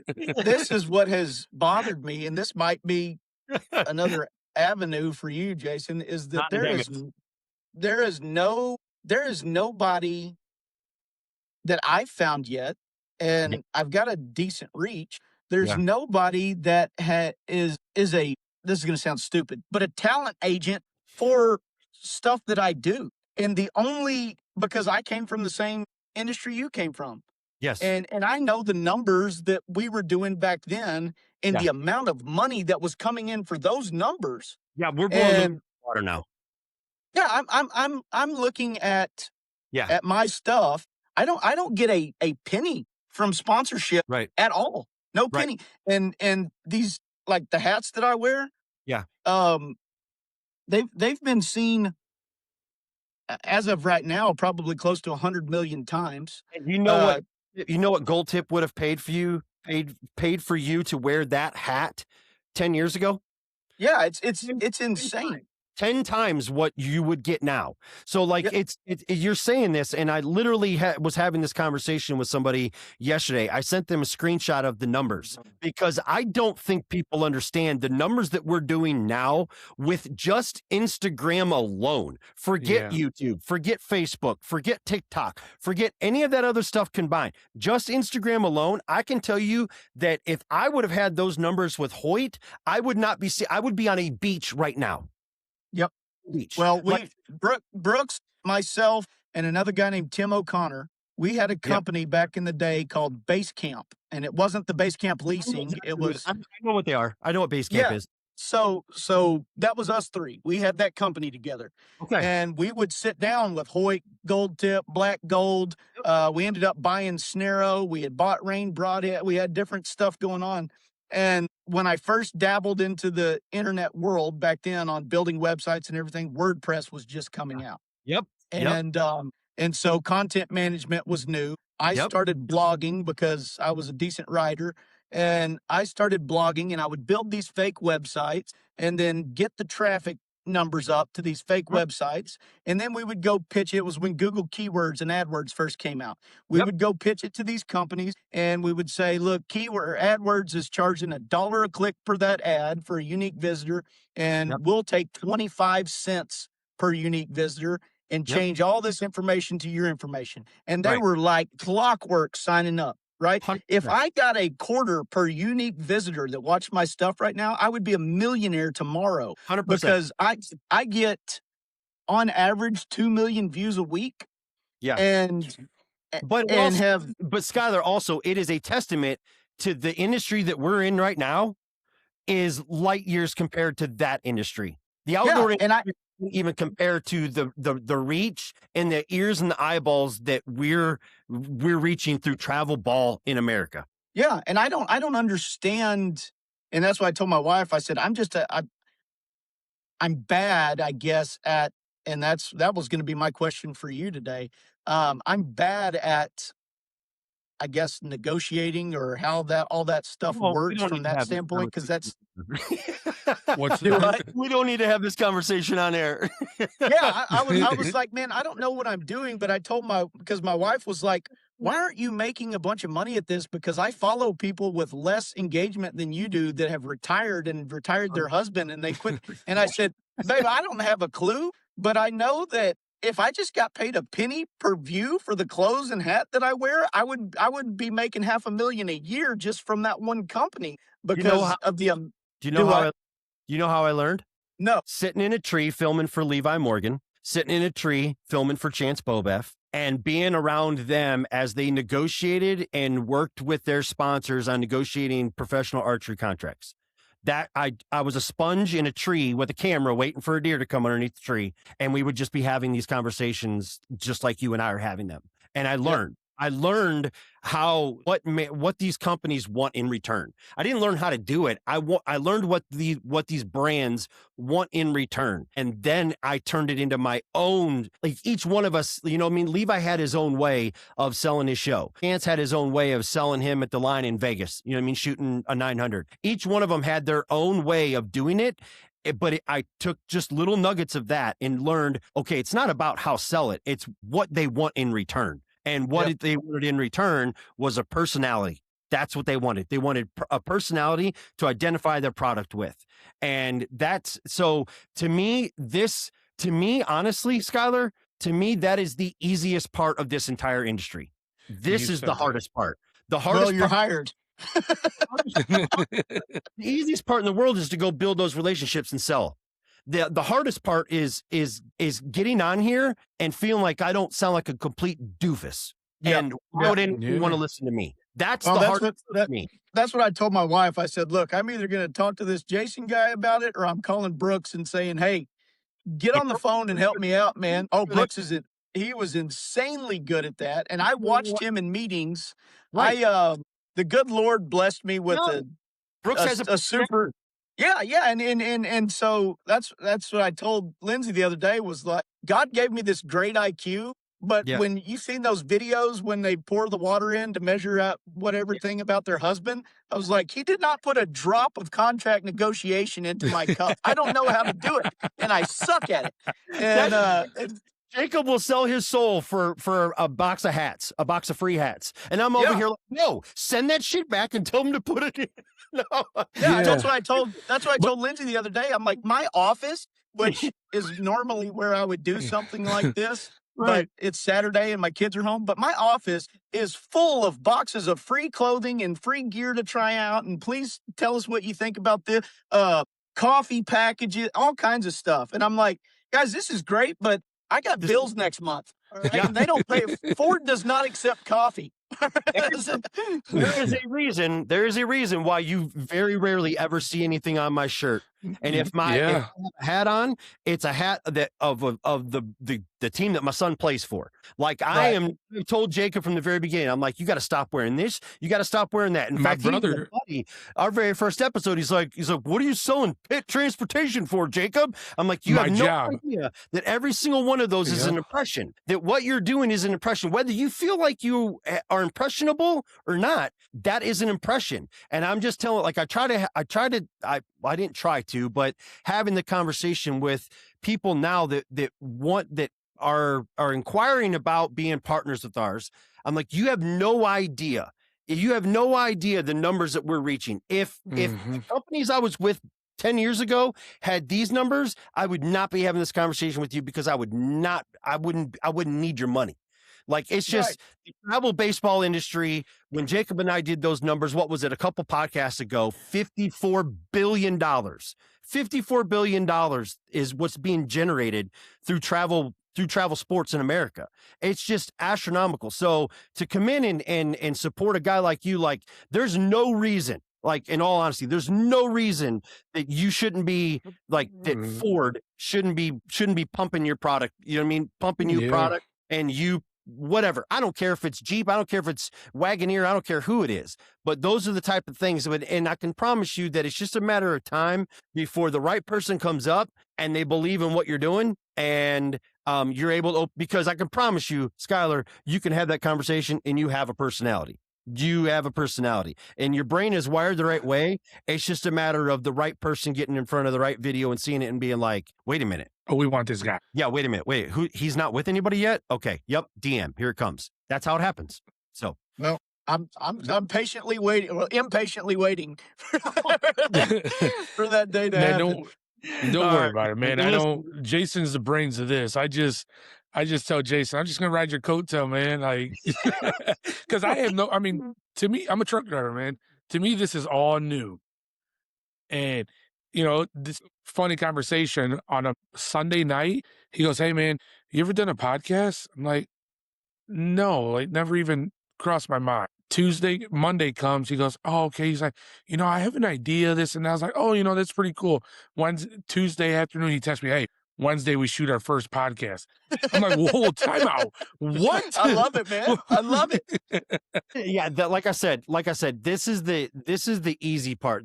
Like doing this is the easy part. The hard part for me is feeling like I have anything worthwhile to say. That is the man in me. That's the husband in me. That's the failure in me. And I think if we're worth our salt in anything, we have to have that humility. Because I'm not attracted to those that are just blatantly throwing out their arrogance and information as though it's the end all be all. I am attracted to those that are humble and that are open to figuring this out. You know what I mean? Yep. Together. Like 100%, man. 100%. This is what worked for me. This is what didn't work for me. What do you got?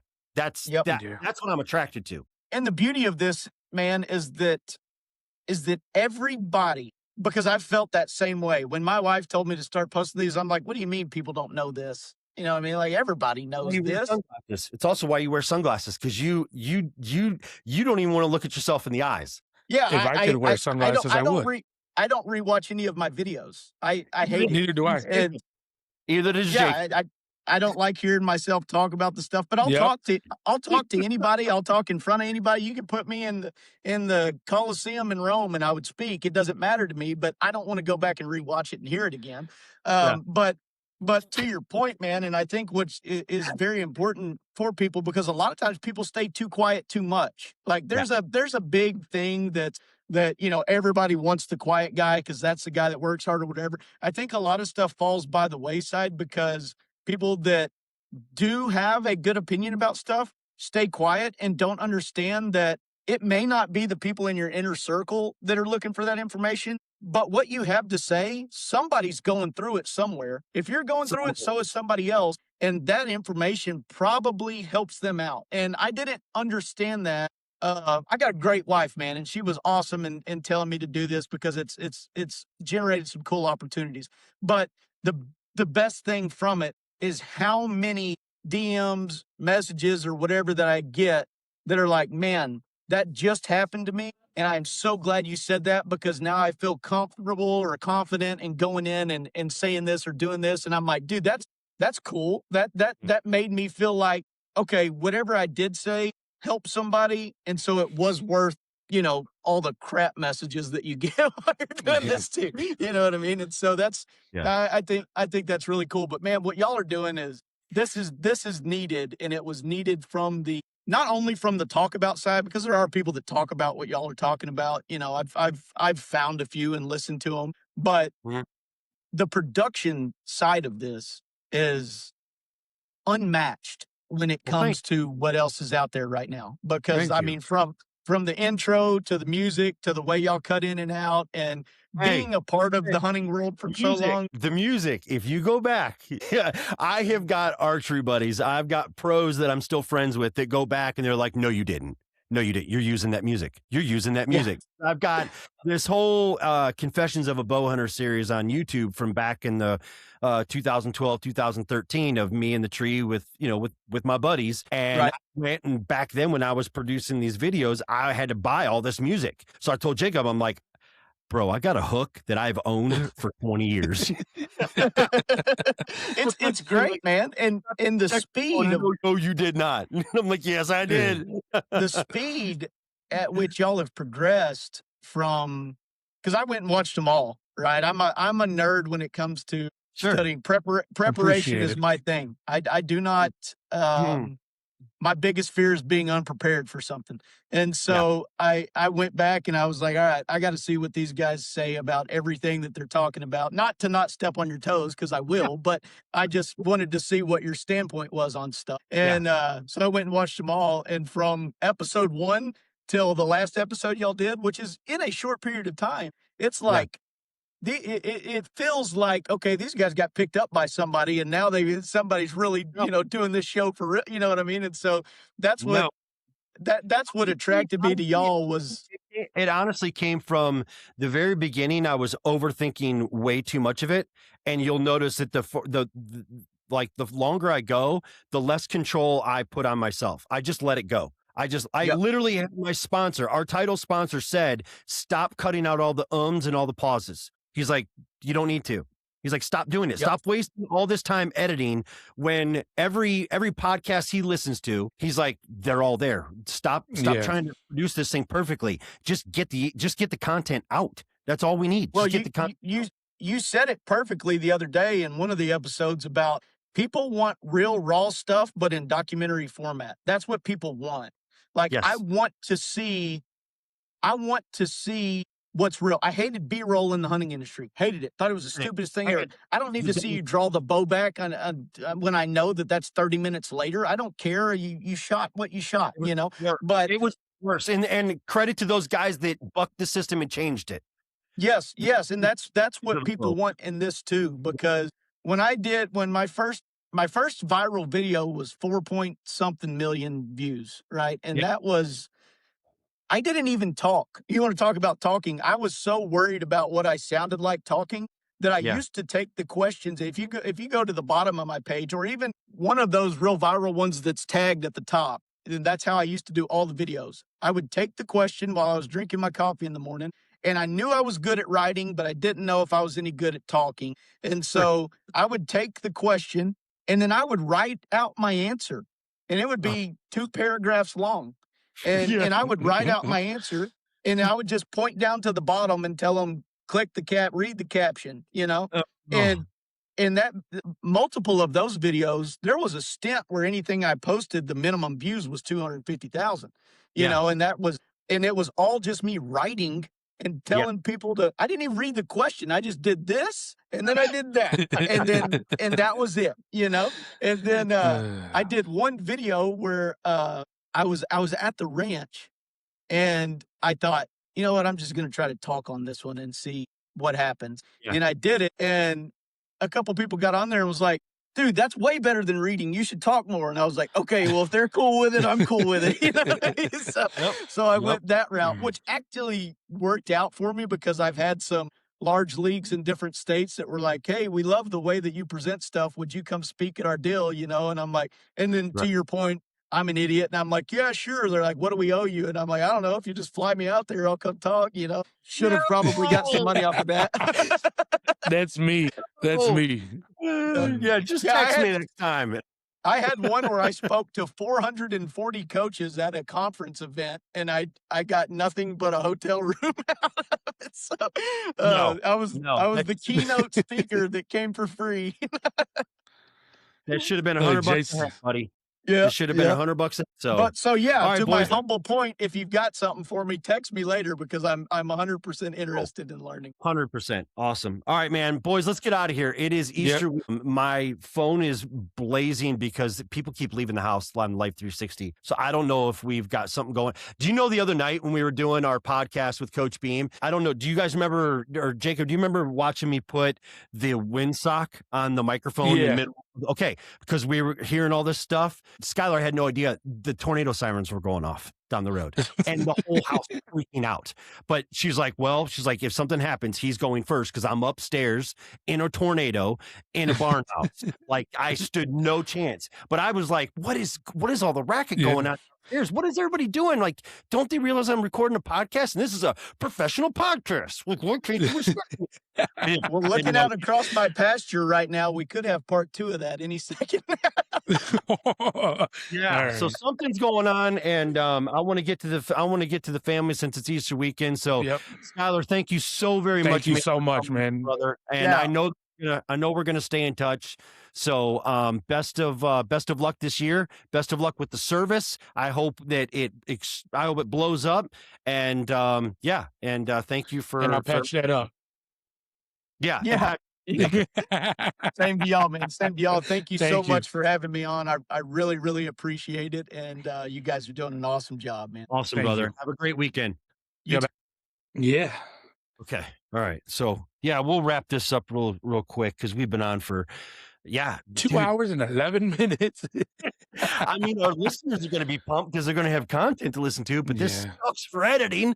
So this was a good one, man. Yeah, like I said, man, I get these gut feelings, man. And it's honestly, there was a whole conversation that you didn't even know we were having with the outdoor industry. And I were talking, and he knows people that I know from the outdoor industry. There's people that he's still friends with that I know. It was an instant connection. We were comparing the two. We were like, there's so many parallels between professional archery and travel ball. Like sounds like it. Like neither one of them can resist from stepping on their own feet in order to get progress made. Just so many things. So I knew it was going to be good. And I was prepared. You weren't prepared. It was you did great. And I mean, listen, the best preparation is when we let our guests talk. You know what I mean? Yeah. Let them. No, I meant prepared question wise. I had, questions that I did want to ask, and I highlighted them. And the best thing too is to have papers and stuff on your papers that you never got to, because you know what I mean. The worst thing is to run out of stuff and have nothing to talk about. Yep. The worst thing. So in the world that we're in, we're here to get them to speak, which is why we have them on, and they've all done an incredible job of it. So all of them, yeah, we've got. I did hear. So there's something coming down the road. I think the 17th when we're in East Cobb, there are two gentlemen that want to come on that have ties to East Cobb, and that would like to shed a whole lot more light on the industry in that area. I will fill you in off camera. Okay.